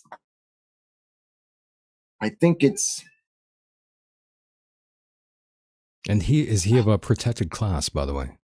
No. He's not. If Just I'm curious. correct, I think he's Italian, to tell you the truth. Oh, he's I think Italian. Okay. I think he's got a heavy accent, so I found it interesting. Is all I'm saying. It's like, women are these wonderful creatures who have an incredible amount of empathy for a child. Like when a mother has a baby, all right, and she nurtures that child, it's a nurturing that cannot be matched. Men don't have it. Women do. Instead of that, focusing that feeling on a child and or children in a family, they're, in my opinion, I think they're focusing it on wanting to save the illegal aliens, the pedophiles, the rapists, the murderers, and so on and so forth, because that's who they're standing up for, essentially. Understood. Anyway, I just Anyways, okay. Well, back to what I was talking about in terms Anyway. of women. I mean, that's kind of what we're talking about here. But yes, I'm just saying that there's a rise in this sort of in this country for whatever reason with women grooming the child, even if they're married. Mm-hmm. They're out there banging the child. Yep. Yeah, it's definitely a mental derangement thing. Definitely, without a doubt. I mean, if you have to become a teacher to get a date, you are a sorry individual. Be careful, man, if you are out there and you meet a woman out there who's a teacher, just be careful. It might be a red flag. Nowadays. It's one of the reasons I can't find a girlfriend, Michael. Because they're all transsexuals. Well, the ones I'm attracted to have all become nuts. They've all become men. Understood. Well put. They've all Myke. become men. That's Good great. Lord. I told you, I used to run towards the girls with blue hair and piercings and, dressed it like Jesus a goth Christ. girl. And I used to love that. And I still do. I'm heavily attracted to goth girls. I love that fashion. I think the problem is that you need some pussy. I think that's the real issue here. I think you need some pussy, Myke. I think that's why you feel the way you do. That's why you react to things the way you do. I think this nigga needs some pussy. Ladies, if you want to throw it at Myke, I think you should. I think that'd be a good idea. And by the way, Myke, I think we have someone on the line. Let's take this call. Get me out of here. Caller, go ahead. Michael. It's a fucking conspiracy, Oh, fuck. Michael. It's Jim. Jim. Michael, Oh, my. what the hell? Jim. It's been too long. It's been too long. Where were you, Jim? But, Michael, you kicked me off your show. I just been over here smoking weed and trying to turn my neighborhood Jew into a tranny, Michael. You've been smoking weed. I smoke weed now, Michael. You smoke weed now, Jim. Michael, did you not fucking hear me? I heard you. smoke weed. I couldn't believe it. Yes. My Ever goodness. since you kicked me off your show, I've just been so depressed. Oh, my goodness. It's ridiculous, Michael. Lord. Well, I am shocked. I mean, I had no idea. I was wondering what happened to you, Jim. But Mr. Hideous, how is Sergeant? He's doing very well, thank you, Jim. On you, Mr. Hideous. What'd he say? What? Is your bird a transvestite? That's a good question by Jim. Not anymore. No, he's Michael, not. Michael, Yeah. Yes, sir. what the hell is going on? That's what I'm wondering. I look left, I look right. I don't know what the fuck is going on anymore, Michael. I agree. I don't either. I'm actually kind of confused about what's going on in this country, Jim. I'm glad you feel the same way. I think it's time we all turn Jewish and tranny. I think so too. I think it is time to finally submit to our oppressors in Israel, essentially. We need to Yeah, get we're on headed our that way. knees for Bibi. That we do. It's a good point, Jim. Bibi has his cock straight down America's throat. Yes, he does. Some would say this is What the fuck is wrong with that guy? Right. Well, he is the president of the United States of Israel, Jim, as you know. The United States. That's right. United States of Israel. You got it right, Michael. Yeah, absolutely. You're good. No, well, I got it from you, though, Jim. You know, I learned from the best. Well, you learn from the best, but you won't have the best on your show anymore, Michael. What the fuck is going on? No, that's not true. That's a lie, Jim, and you know that's not true, Mike. Mike, you know, Mike, that's not true. And Jim, I'm lying. You know I sent you an I email. can't come on your show anymore because of that fucking boob face Victor fucking whatever his name is. Love that. Yes, God, you I and hate that guy, Michael. you hate that guy. Do you think? By the way, do you think you could take Victor Hugo Vaca Jr. in a fight, Jim? Well, you know, I'll probably get a hard on. You'd get a hard on. You know, with all those, he's got boobs on his face. He's got boobs on his face. Okay, I didn't know that. Oh, Michael, I'm just so depressed. Jim, well, you know, you're welcome to be on here anytime, Jim. You know that. I would love to, Michael. I love But you I a lot, Jim. can't. Well, Jim. Victor fucked me up the ass. Oh, no. I just can't be friends with him anymore. I understand. I know it's you two were once good friends at one time. You guys were doing shows together. But then the band broke up, and now you two are hitting each other, essentially. That's how it goes. I blame the Jews. I blame the Jews, too.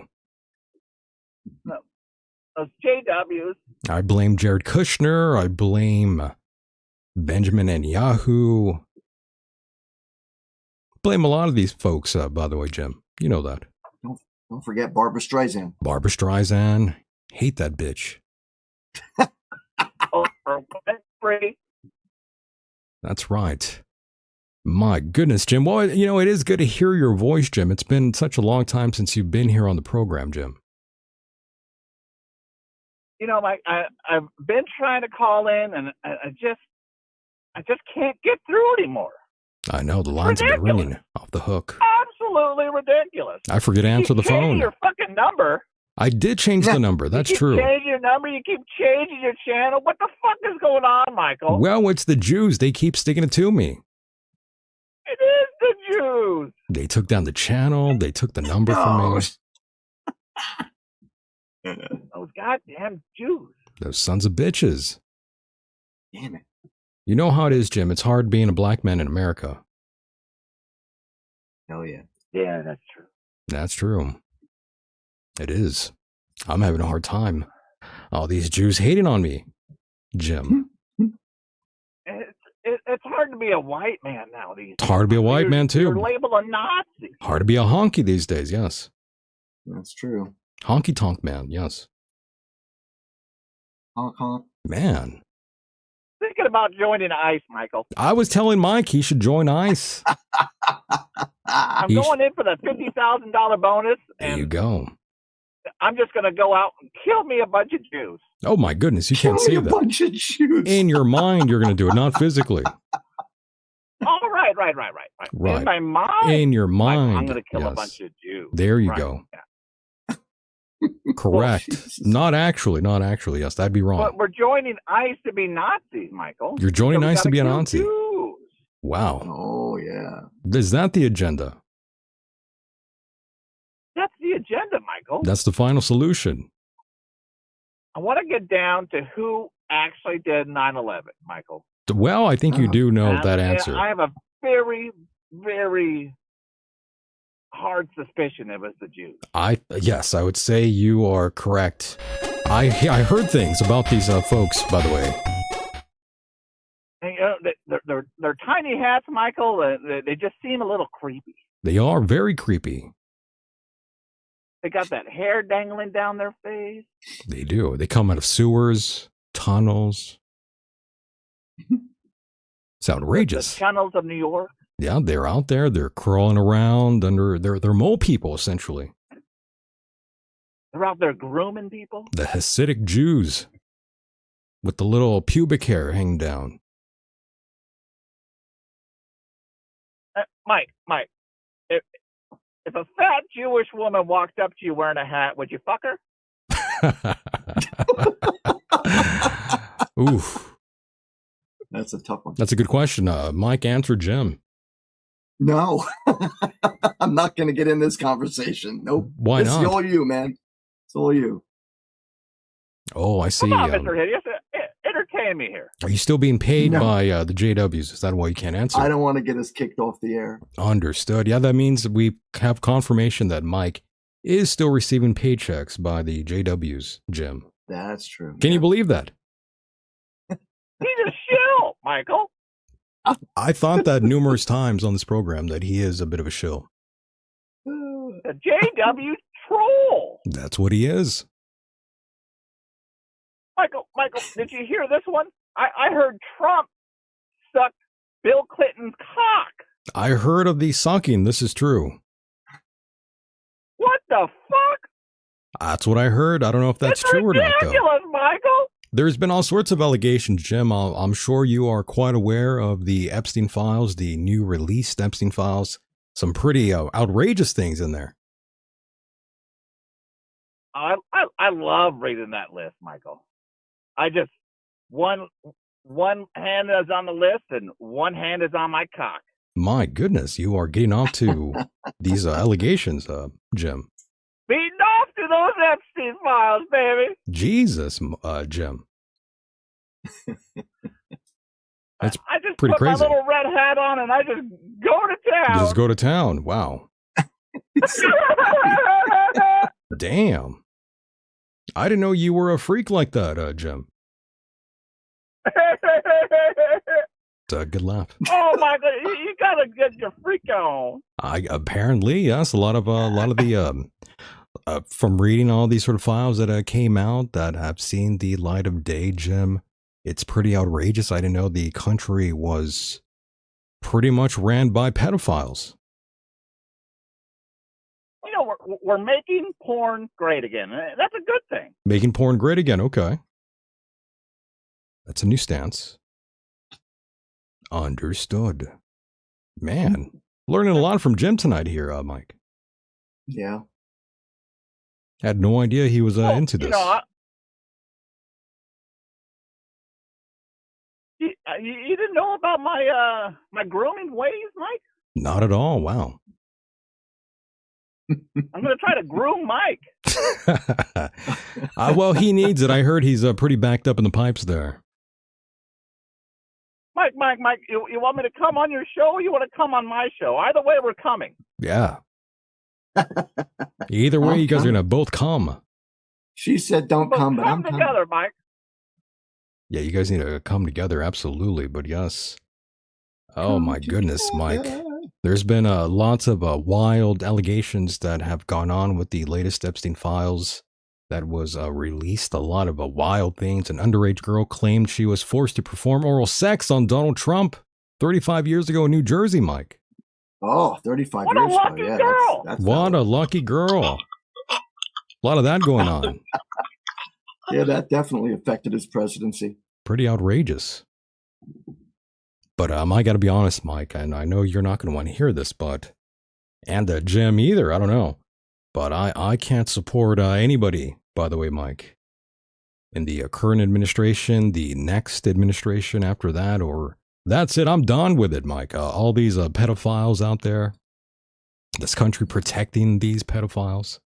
I'm out, Mike. I can't Right support there any of with it. you, Mr. I Dickens. can't do it. I can't do it Right there anymore. with you. I can't support left wing, right wing. They're both on the same retarded dying bird. This is true. They both want to finger young, underage women, Mike, allegedly. And I'm not down with that, Mike. So I can't support any of these people, Mike. I'm sorry. Of course not. I really can't. It's pretty They're all outrageous. shills for Israel. Jim, good point. Left wing, right wing. It's all for Israel. See, What does Israel have on America? that's what I'm I wondering. want to know. That is what I'm wondering as well. Mike, he's making good points here. Jim is. Yes. He's making a lot of sense. You know, when you go into office, you have to pledge your allegiance to Israel. There's something wrong with that picture. There is. There is. It makes me think that Hitler was onto something. You heard it here first. That was Jim Fetzer, by the way. Hitler. Dr. James Fetzer, Dr. by the way. James, yes. Doctor, yes. APAC. It is something unusual to see, though, Mike. He is making a good point. I'm not sure if you are aware of that. So many different people out there making a lot of money through Israel and those lobbies, Mike. Are you at all aware of that? I've been doing some research, yes. And do you find that to be slightly unusual? I mean, we give money to a lot of countries, which Sure. I don't appreciate it. Sure. I think we should stop giving so much money. But there are other countries that have gotten more than Israel has. But I know how you feel about it, so I'm not gonna. It's just highly unusual, highly questionable.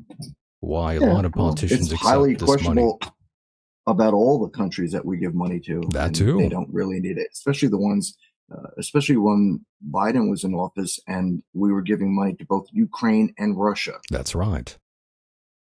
And then we were also giving money to the Jews as well as Hamas. That too. We created all those factions, by the way. Which is absolutely retarded. We funded all the terrorism, by the way, the ones that we go against. We could have settled this a long time ago, but we, in America, we love the terrorists, by the way. That's why we gave them all those shiny trucks from Toyota. That's right. That's right.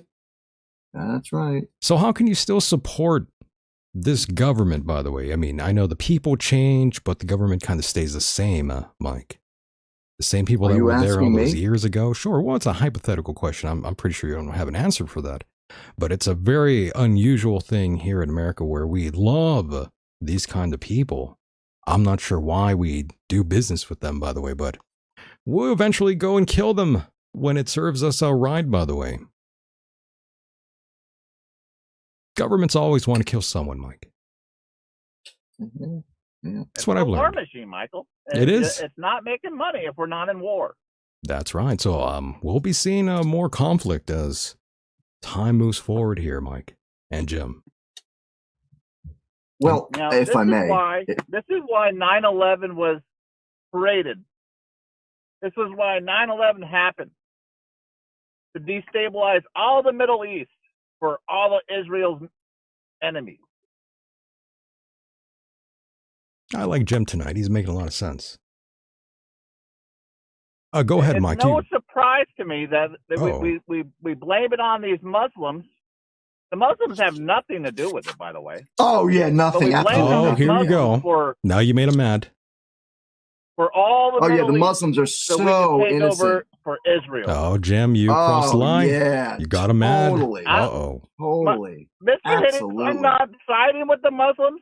Mr. Hideous, I'm not siding with them, but we blamed 9/11 on the Muslims, which they had no part in whatsoever. This is true. Amen.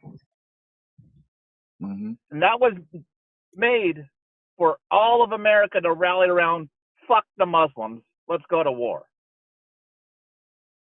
So Israel got their fucking way. They did. He's making a lot of sense. I can't argue with that. Mike.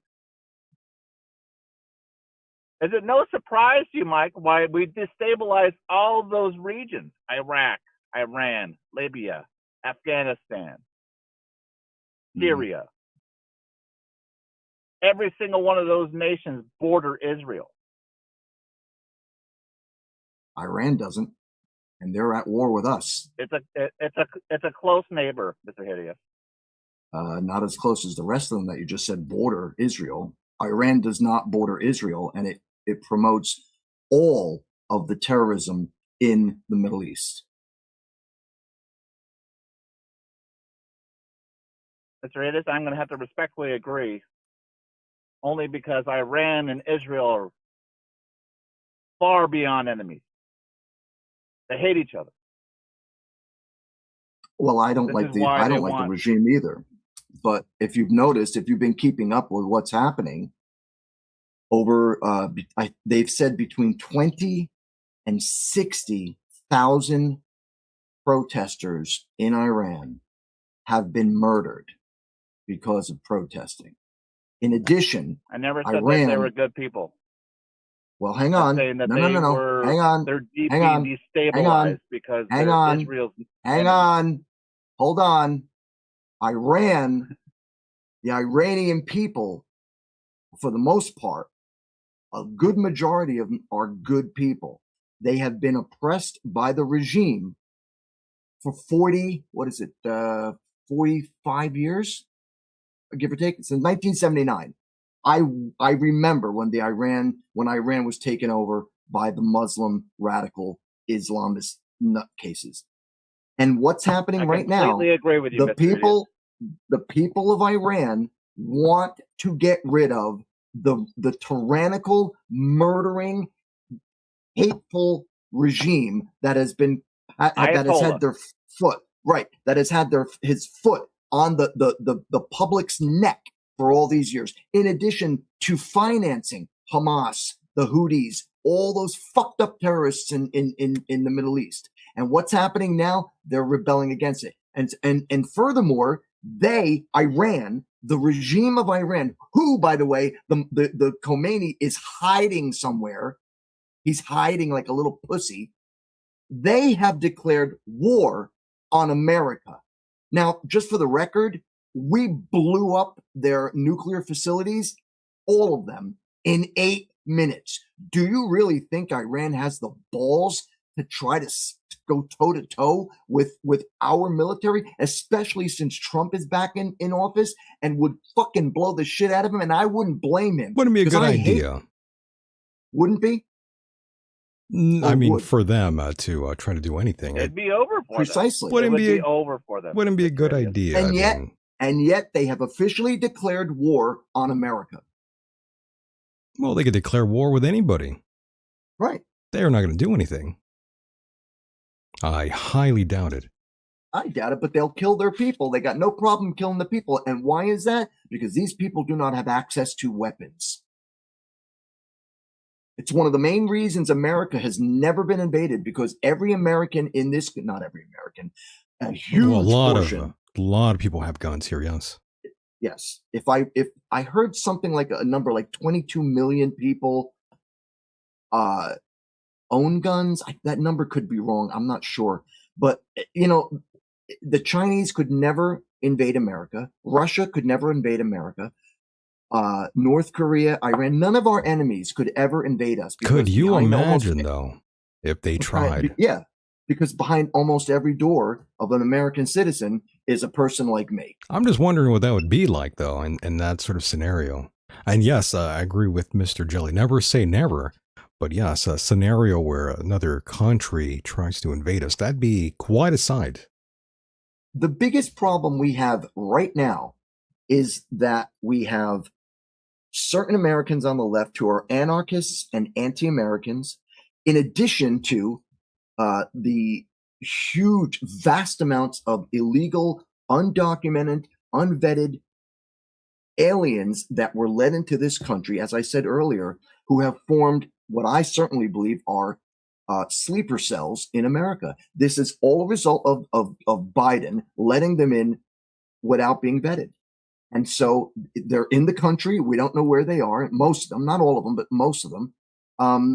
And we're trying to get that worked out. Meanwhile, you got all the leftist, blue-haired, septum-pierced Karens out there, the libtards, going, "Oh no, don't arrest them. They're our neighbors." Meanwhile, they're going after pedophiles, rapists, child molesters, drug pushers, murderers. I mean, the list goes on. And these people are standing up for them. So the two big problems we have are white liberals, female white liberals, and the illegal aliens who are in the classification of criminals. Forget our actual Mr. enemies. Hideous. Oh, Yes. here comes Jim. Mr. Hideous. Yes. Those libtards. Yes. Why do blue hair, septum pierced witches not wear panties? Why? To get a better grip on the broom, Michael. I love that.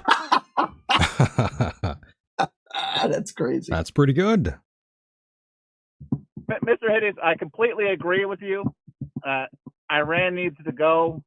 Their regime is evil to their people. That's right. That's right. Have But you that seen only some of the benefits images? Israel. Oh, come on, man. It benefits everybody in the Middle East. Do you realize Trump stopped They 8 deserve their wars? freedom in their own right. They deserve their That's freedom right. in their own right, Mr. Hideous. And But it's not our place to puppeteer. That's why we've been trying to get the people to overthrow the government. But since they have no weapons, Iran is literally importing Hamas members from other countries like Yemen and another country that they mentioned. They're bringing them in to kill Iranian citizens. I've Pure seen evil. the footage. They are evil. That's why they Pure need to evil. go. And that's why They do need both to go. Israel and America, both political parties are saying we want the Iranian people to rise up and take down the regime. Trump even said it. We don't want to get involved in a what do they call it, boots on the ground conflict. And he's absolutely right. But that would be the only way. But you're right. But hang on one second. You do know that he ended 8 wars within the first 6 months of his presidency, right? So this is not a war president. He wants peace through strength. And that's how you get peace. America is the most powerful military on the face of this planet. Like trillions of dollars goes into our military. And yet you have the leftists going, we got to defund the police, we got to defund the ICE, we got to defund the military. That's how you become a weak country. When you've got immigrants coming into this country, running for office, whether it's governor, mayor, senator, congressperson, whatever, even, God forbid, president, you get these people in from other countries, they start telling us how to run our country. And it's not how it's supposed to be. Runs our country, Mr. Hideous. Israel doesn't run our country. How many times did I see President Trump I beg to differ. tell, what's his name, Benjamin Yahoo, tell him not to do what we were instructed? Remember when Israel attacked, what the hell was it, Iran or something? He even said, he goes, these people have been fighting for so long, they don't know what the fuck they're doing, quote unquote. Because I he don't think can't so. do a fucking thing about it. I doubt it sincerely. Trump is doing more than any president prior to him. You forget he was a Democrat once. The only reason he went Republican before he ran as a candidate, he was going to go as an independent. But we all know that independents never win an election. Never.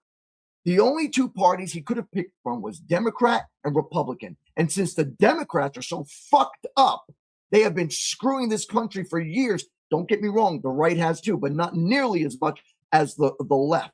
And remember, I was a politically correct liberal Democrat for almost 30 years. So when I changed, I listened and watched and read what both sides were saying before I made my decision to say, you know what? The left is fucked up. And that's why I left that party. Now, am I a Republican? No, I'm an independent. But I have logical, rational thoughts on how to run things, how this country should be run, as well as 77 million other Americans who agreed with Donald Trump. And that's why he won the election, as well as 2 million Democrats that have left the Democrat Party because the party left us. I And agree with you so I completely, said, Mr. Hideous. "Oh, Jim, where's Jim? Where's Jim? Jim's What'd you do here. with Jim?"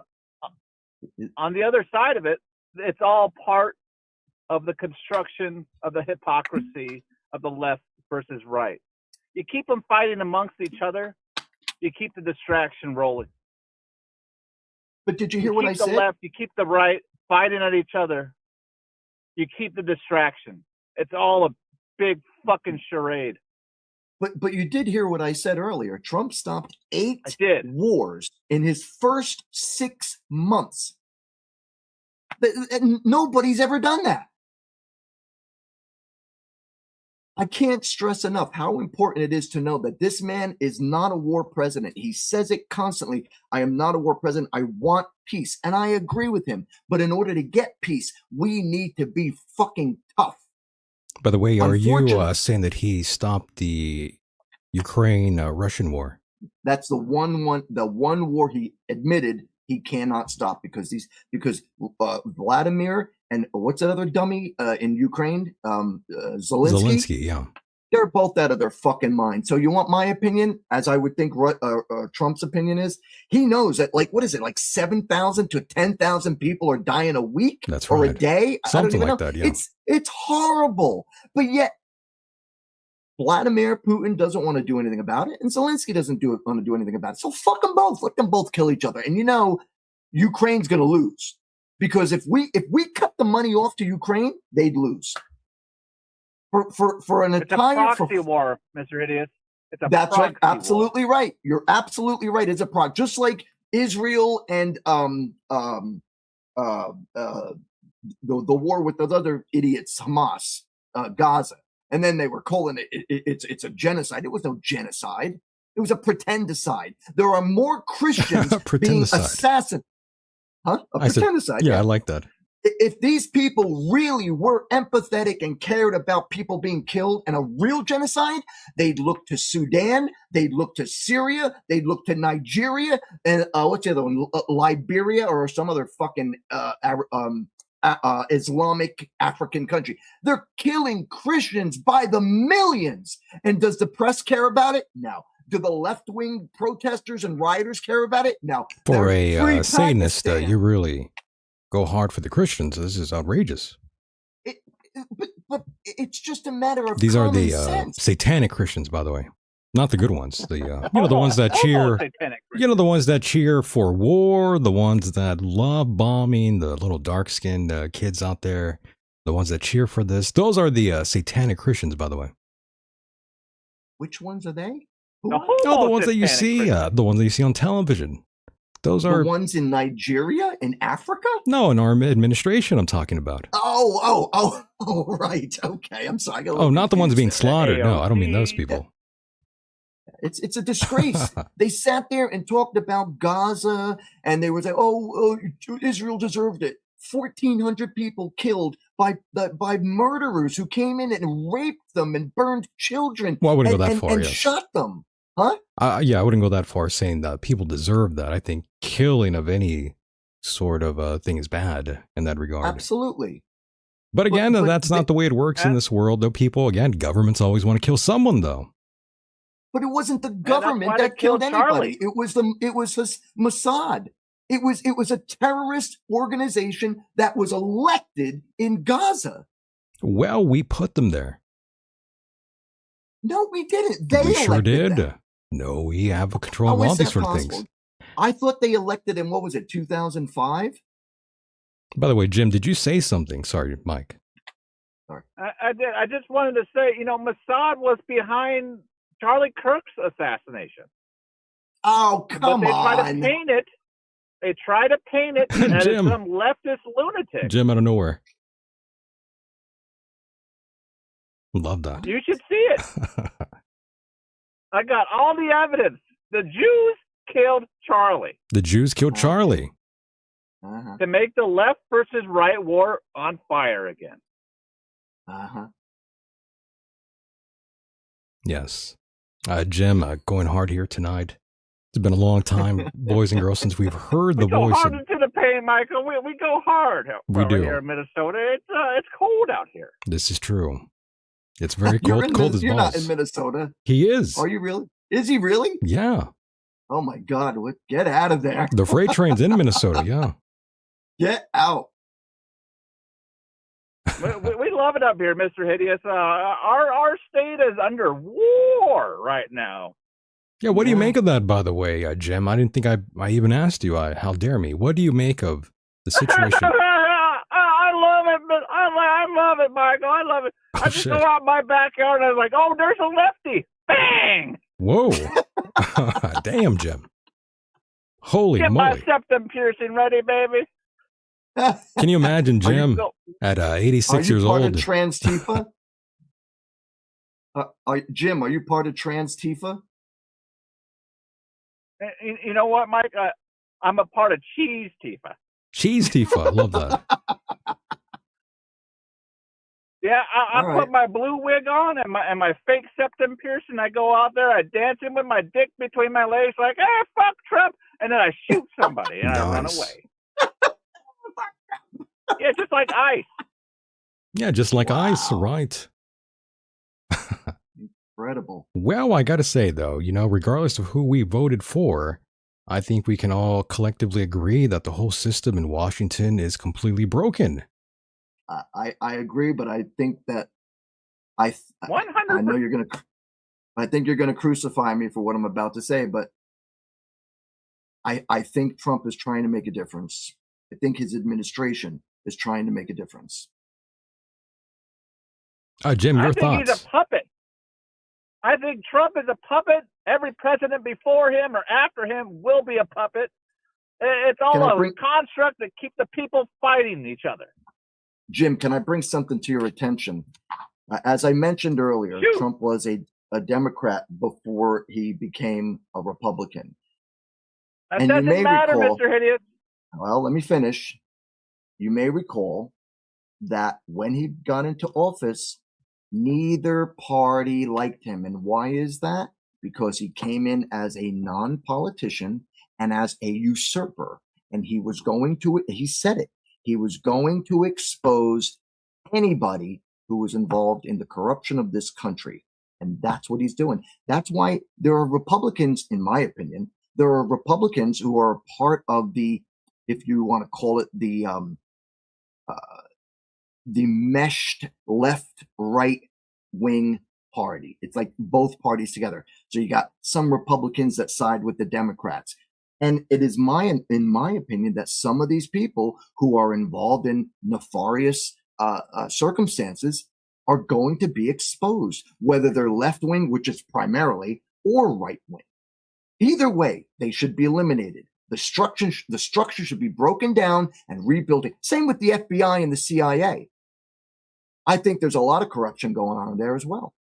Oh, I better be careful what I said. I want Mr. to Hideous, you would agree with me that Biden was a corpse. Absolutely.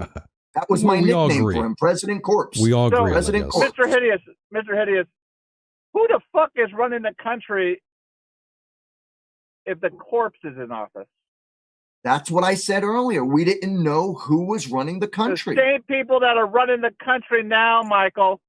That's No. true. The Jews. Now, the Jews. The Oh, Jews! Christmas. This is true.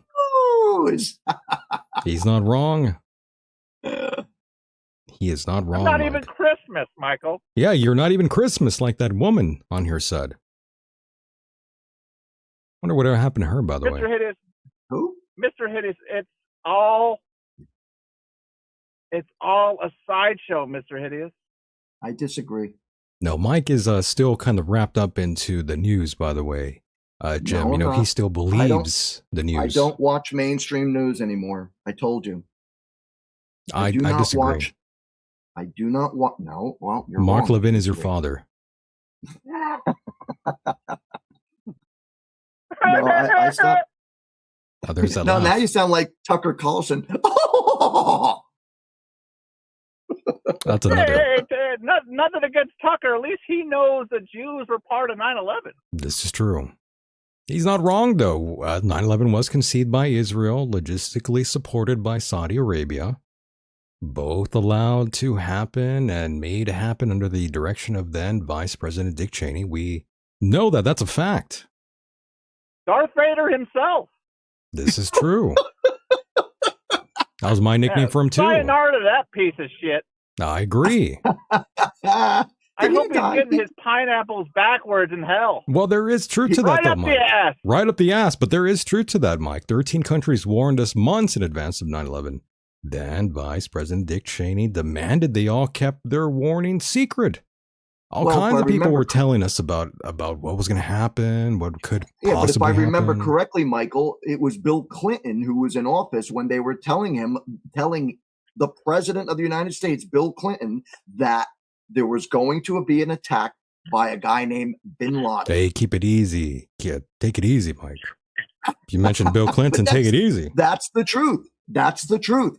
Bill Clinton was in office when the warnings about Bin Laden were there was going to be a terrorist attack on American soil. Bill Clinton was still president. Then Bush comes into office, and we all know what happened after, what was it, 1 year, I think, after he was elected, right? Right. Yeah, and they were warned as well. And basically, people were saying, what are they going to do? What? Have you heard of the project for a new American century? I don't know what that is, sir. Well, this was a plan for Cuba to pretend shoot down planes for us to go to war with Cuba. Now, what year are we talking about? Hang on a second. At 9/11 in New York. Jim. What year are we talking about? This is back in the 70s and 80s. Just look up New American Century. You're not talking about the Cuban crisis, the Bay of Pigs era with Kennedy, are you? No. That's not what he's talking about, no. Okay, I just want to make sure. Okay, but go ahead. I'm sorry. Go ahead. Same plan that was installed for 9/11, Mr. Hideous. Okay. Only we went to war with the Middle East. Mike isn't well read into the subject, by the way, Jim. He doesn't know what that is. I'm not sure what we're talking about here. What are we talking about? This was a government plan to go to war with Cuba. When? The dates are fuzzy, Michael. I'm. Well, that doesn't help me. But I'm giving you Jim. info here. I'm getting up here, Michael. Okay? I understand, Jim. I'm just happy to be breathing, Mr. Hideous. Well, was it recently, or like in the past 5 years, 10 years? When? Just look up Project for New American Century. Project for New American Century? Correct. Did I say it right? You did. Hello? You did. Okay, thank you. Project for New American Century. Got it. I will look it up. I'm not going to look it up right now because we're going. That was the blueprint for 9/11, Michael. Okay. He's got a lot of reading to do. Yes, he's got a lot of reading to do, a lot of catching up to do, and that's why we love him. All right, be that as it may, Michael, can you give me a basic rundown on what we're talking about here? Yes, we're talking about a greater plan before any of these sort of things really kicked off. We needed somebody to blame, and we had Bin Laden to quote unquote blame for this sort of thing. And Big Dave, relax. Mike is not a lost cause. He just needs to go back in time and do a little bit of reviewing about all these sort of things that we are talking about here tonight. And that'll take an entire show, which we should do, by the way. We should talk about this sort of thing, Mike, from the beginning to really I would love that. Get into this. But I know sometimes I know you were reading about 9/11. I know you were watching some videos. We saw some of the footage. Stuff that made you question things about certain people having certain knowledge beforehand. Some people out there, even like Mike, a. Go ahead, Jim. Cut me off. Mr. Hideous, do you know Yes. about the dancing Israelis? Yes, I've seen the Which is footage. footage. Yeah, that's what I was referring to. Myke has seen that, by the way. So why were they dancing, Mike? I don't know. I wasn't there. I've only heard what people They're say. in jubilation. They're Listen, celebrating Jim. a new Listen. war. Jim, listen.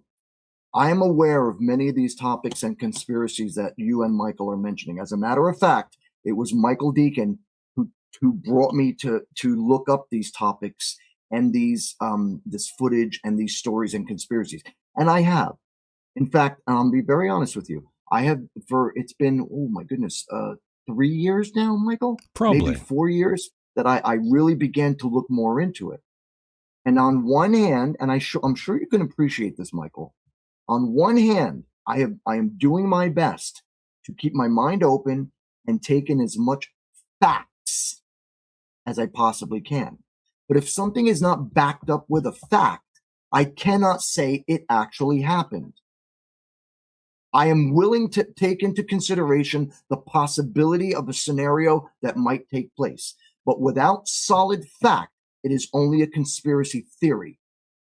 Or and those are just a theory. those are a little iffy, though. By the way, when those that are committing these sort of conspiracies, you look to see if the same people would actually give you a actual answer about whether or not this was true or not when they themselves were involved in committing these sort of things. So you're not going to exactly get a transparent answer from the government, nor would you get them to admit they were wrong or did any wrongdoing at any time.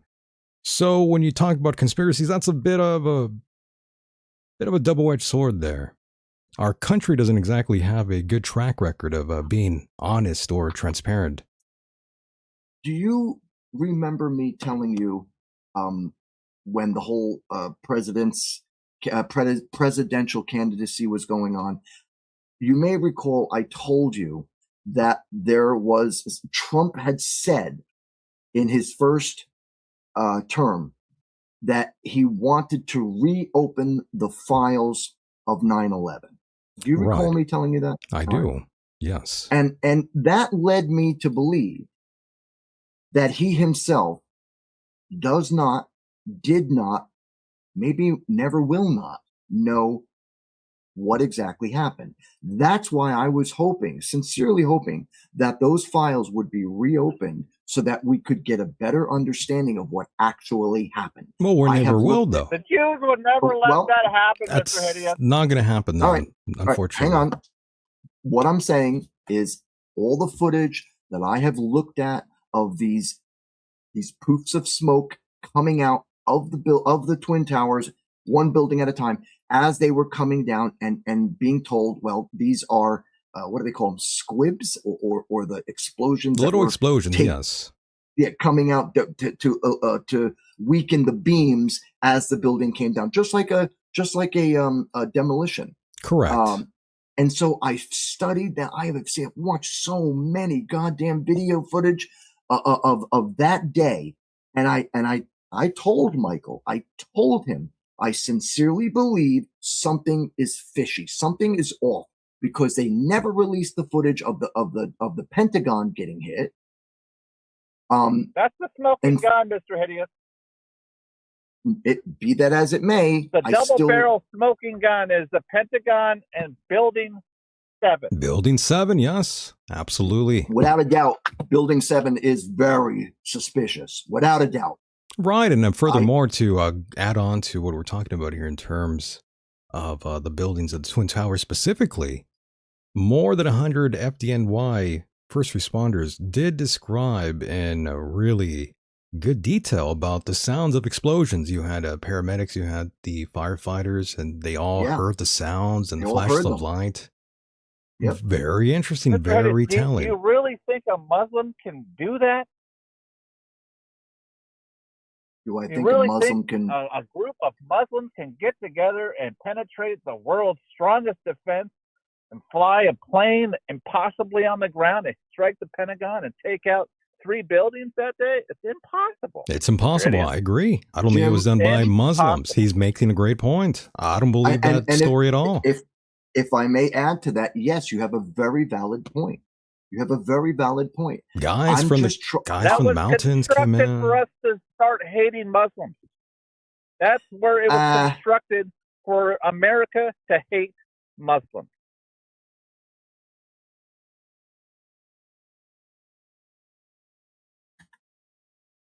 I think Mike will always despise the Muslims, by the way, Jim.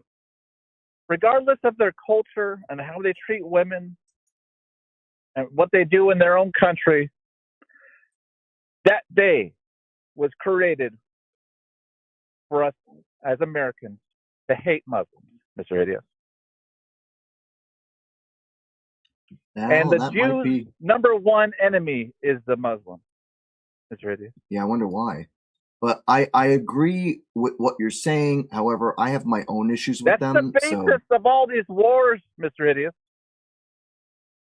That's why we destabilized all these Muslim countries after 9/11. Be that as it may, are involved.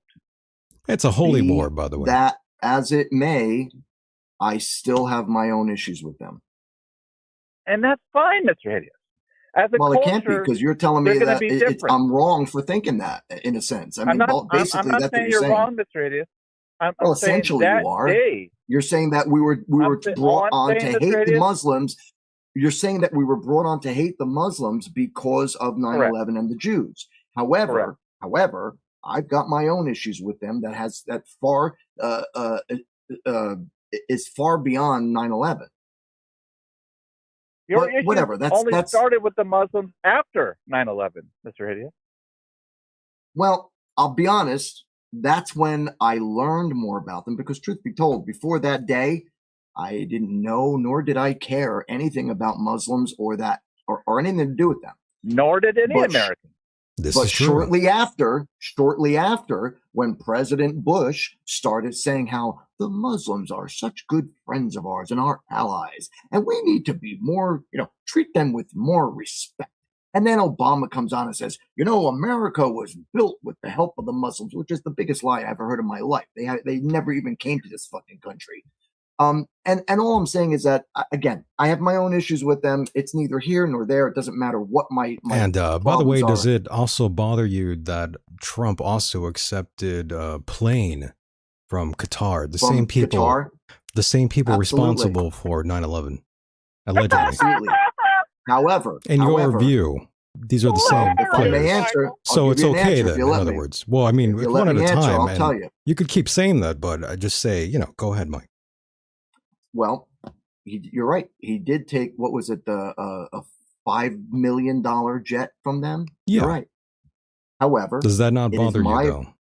I'm trying to tell you, it is my opinion that I think Trump, I find him to be an intelligent man, because if he wasn't intelligent, he wouldn't have the money that he does, and he wouldn't be the businessman that he is. And he wouldn't have succeeded in all the things that he's done around the world if he wasn't smart. So when he took that jet from Qatar, I sincerely believe there is something else behind it that made him say, you know what, I'm going to take that jet. But it would be my opinion, and you could say what you want, but it'd be my opinion that I think he has a reason for why he took it. Listen, no matter what he does, Michael, it's a bribe. Okay. Would you take the jet? Yep. Why not? So Muslims are good then, by the way. Then. Well, let me finish.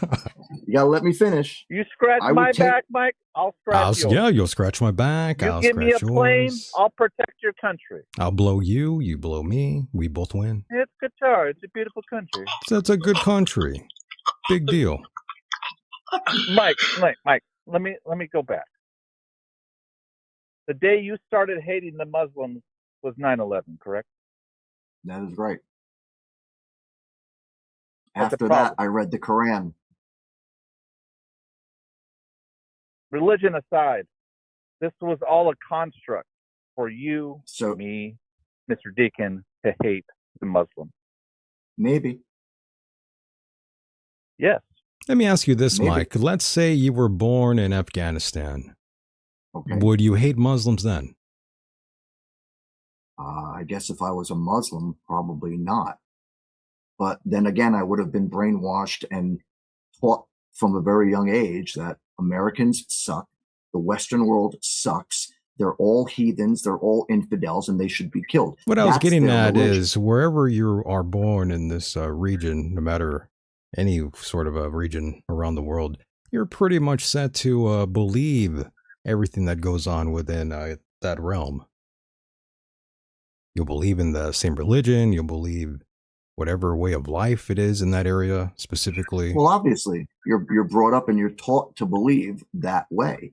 However, Right, and nobody- again, this goes back to what Jim is saying about this country, this culture, that we are brainwashed. To your point, we are taught by the news. This is correct. There is a problem here in America, and this highlights all those issues all at once.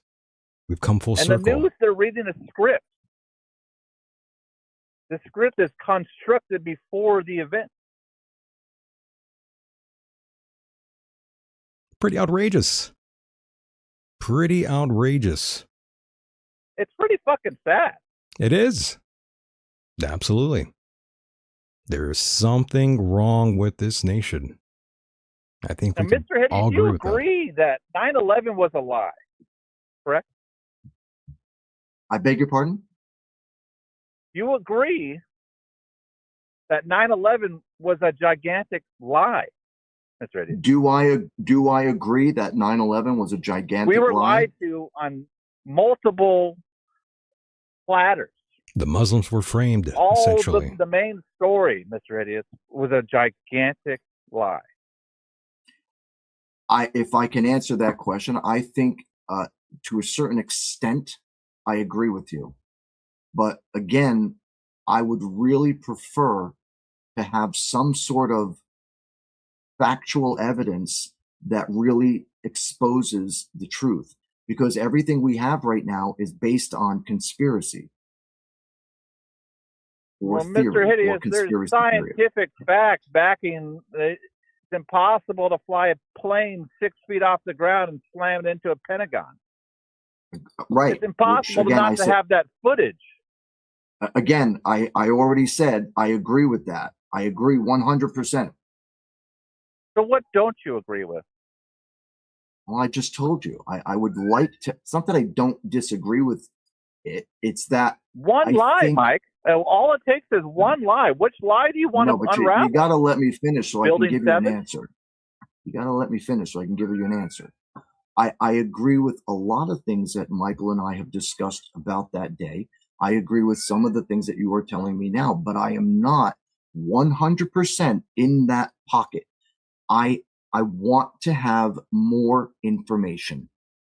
But I you have- can't as I said- rely on this government to give you those answers, though. Hell, we Fox can't News, even. Mike, is not going to come out and say, America and the Jews were behind 9/11. We're sorry. Let's move on. Yeah, you're not going to get that from the news, by the way, Mike. You know that, right? Again, Won't happen. I think there are certain things that can be exposed with facts. I mean, look how long it took us to get the information about John F. Kennedy. Look how long it took us to get the information about Martin Luther King. I mean, To your Well, point, you know, Mr. Hideous, that's did- where did the you hear- term conspiracy theorist was born with JFK. did you hear that there is information about Obama that they will not release until the year 2050? Again, And he's been riding suspicious. Michael's cock for 8 years. Good Lord. Wait a minute. What Everybody are you knows that not one. telling me, Michael? My goodness. Well, I didn't expect that. Dang. Yeah, my Michelle or Michael Obama, she's got a rod on her, huh? Lord. Oh, Lord. Big Mama. Big Mike. Big Mike. Big Mike. Very big Mike. That's a big And- woman. Well, let's rewind the track, Mr. Hideous. What's it going Yes. to take for you to be on the side that 9/11 was a lie? I just told you. He's waiting for You government said, officials you said to. scientific evidence. I can bring forth all kinds of evidence, but will you believe it? I'm always willing and open. Look, I don't know what you're not getting about what I've About already the repeated. firefighters, Mike, in 9/11? What about the firefighters that heard explosions and then the building comes down? Yeah, I heard it. That's proof. What if, let's say, What hypothetically, evidence do you want? hold on, let's say that Trump came out and disclosed all these sort of things. Would you actually agree and believe it then if it came from Trump? Do we need Trump to tell you these things, Mike?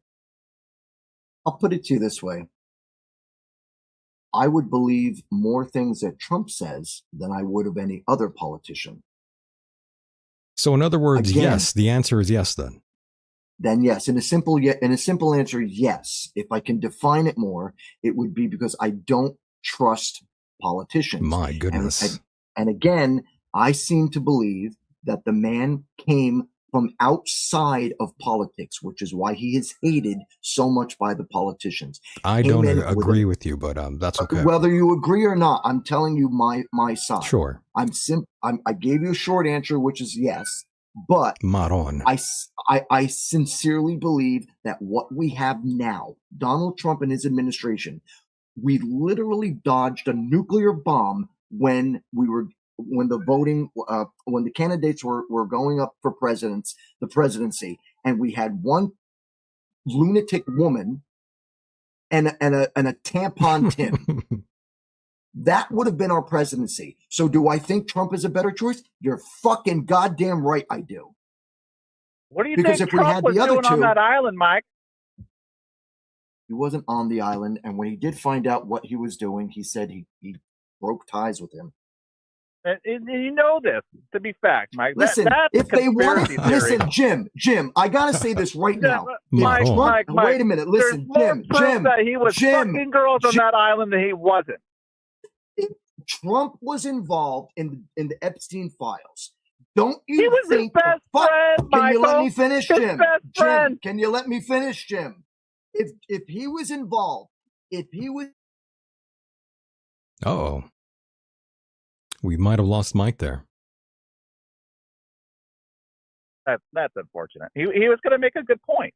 He was going to make a good point. I would assume he was. But that's the problem with all these sort of things that we talk about here on the program. You can't rely on our government to actually give you the truth about a lot of things. And unfortunately, there's a lot of Americans that say these sort of things. They believe that they need validation. They need, quote unquote, truth. It needs to be. I think it was the Jews that cut him off. It was the Jews. Yes, it was Israel that cut him off. But yes, he was going to make a great point. Mike is no longer here. Flip the tiny hat on him. Flip the tiny hat on him. But yes, again, I've heard these sort of arguments from all sorts of people. Again, that they want evidence, that they need evidence, but again, they're hoping that our own government will provide them these sort of things when they themselves are guilty of committing these sort of things. Again, we live in a really fucked up place, ladies and gentlemen. A lot of Americans out there believe all kinds of wild shit that makes zero sense. And they're gullible, essentially. We have a lot of Americans out there with the lights on, but no one home sort of syndrome. And I say this all the time. Most people in this country are completely brainwashed, ladies and gentlemen. And it's a very unfortunate thing. 100%. It's pretty sad. But all these things are related, by the way. 100% correct. Jim, I don't know what to tell you. I mean, things don't seem normal anymore. Things have been turned upside down. All over the place in this country. It's only getting worse. Every day it just gets worse and worse. Something's going to come to a head, and it's not going to be good. I don't think so, yeah. I don't think anything good is coming down the pike here, as they say. It's troubling. No, we're just slowly boiling to oblivion. It really is. You have a lot of people out there that really hate each other, willing to kill each other to appease their side of whatever party they are on, whatever belief system they have. All constructed on a lie. It's all a lie to keep us fighting left and right. Oh, I agree. Sad. I agree. Totally agree. Keep that distraction moving, Michael. Well, that's the goal. But yes, we live in a bad sci-fi plot. It seems like a bad sci-fi movie plot with all these sort of things going on. It's completely out of control. And we're all main characters. We really are. But I mean, it's a wild time to be alive, ladies and gentlemen. But be thankful that you are alive. And Jim, my goodness, I'm looking at the time here, and we've been on quite a ride here in this program. And I do thank you for calling in and being part of the program. By the way, Jim, it's been a blast to talk to you. Pleasure's all mine, Mr. Decon. Pleasure's all mine. I wish our relationship will heal itself, but time heals all wounds. Time heals all wounds, and hopefully things go better for us soon. But Jim, thank you so much for being a part of the program. Jim, I will talk to you soon, my friend. Awesome. Thank you, Mr. Decon. Take care, Jim. And there he goes. That was Jim Fetzer. Can you believe it? The freight train actually called in and wished us well. We appreciate that tremendously. It's been a good time here, boys and girls. I don't know exactly what happened to Myke. I'm not sure if he's on. Oh, looks like I got kicked off. For whatever reason, I was the one that got booted off, not Myke. I'm going to have to text him and let him know that everything went down here for whatever reason. I got booted off of the system here, but my goodness, what a night it was. Really appreciated all of you being here. Thank you to Jim. Thank you to Mr. Myke Hideous. We really appreciate him being a part of the program, and we appreciated his thoughts and opinions on these sort of things. It's good to hear everyone out, and we did just that.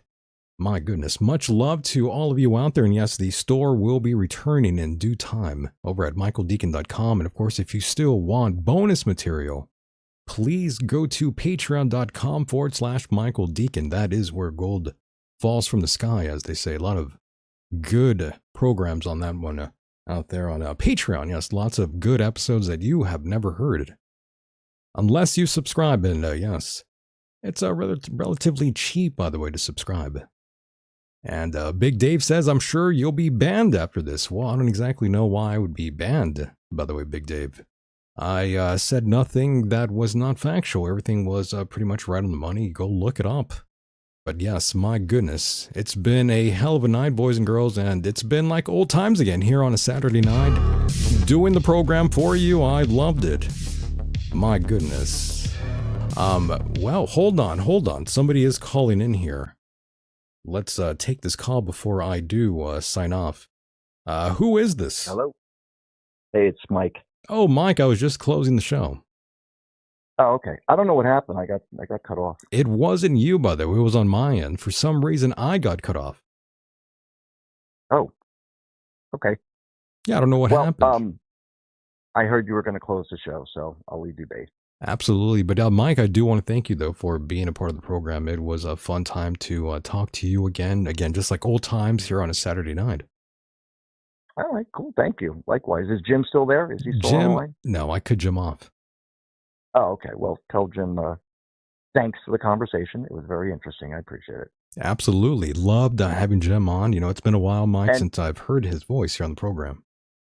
I just want to tell you, I did try signing in, and according to what the StreamYard says, it says I'm like in the backstage area of waiting to be let in. Do you even see me or no? No, they kicked me off too. Oh, they kicked you off too? Well, I think that's what essentially happened first, not you. I was kicked off. Really? Yeah. Are you still doing? You're still doing the show though, right? Sure. All right. I don't know what happened, but I'll leave you to it, and you do what you got to do. You got it, my friend. But thank you for hanging on, Myke. All right, man. Thanks, guys. Talk to you later. Take care. Good night. And there he goes. Yeah. Yes, it was Israel that shut it down. Yes. Play the music. There we go. My goodness. Oh, yeah, we had a bit of a stumble there. But that happens. I'm used to it by now. Yeah. Good times. I guess we said things we weren't supposed to. I don't know. We'll figure it out. But yes, michaeldecon.com. Go there whenever you can. Much love to those of you who will listen to this on the live YouTube version of this and the podcast rendition of this program. If you have not yet subscribed to us there on those avenues, you should. Take the show on the road with you. We are on iTunes. And where else are we on? Oh yeah, Spotify. iTunes, Spotify, wherever you listen. But yes, I will be back, boys and girls, very, very soon. Signing off from Long Beach, California. Don't ask. My name, in fact, is Michael Decon, and I shall see you on the other side. And with that said, the world is a mysterious place, and life itself is a mystery. Until next time, mahalo.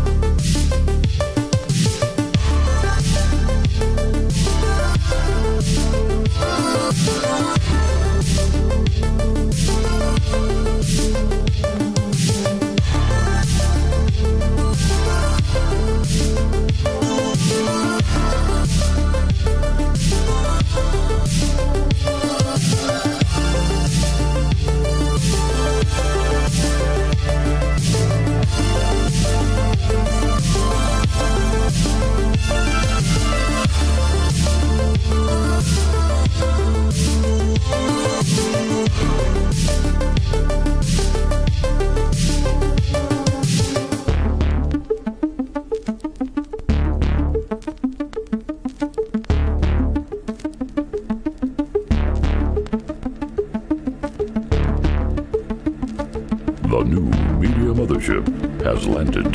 Beginning transmission now.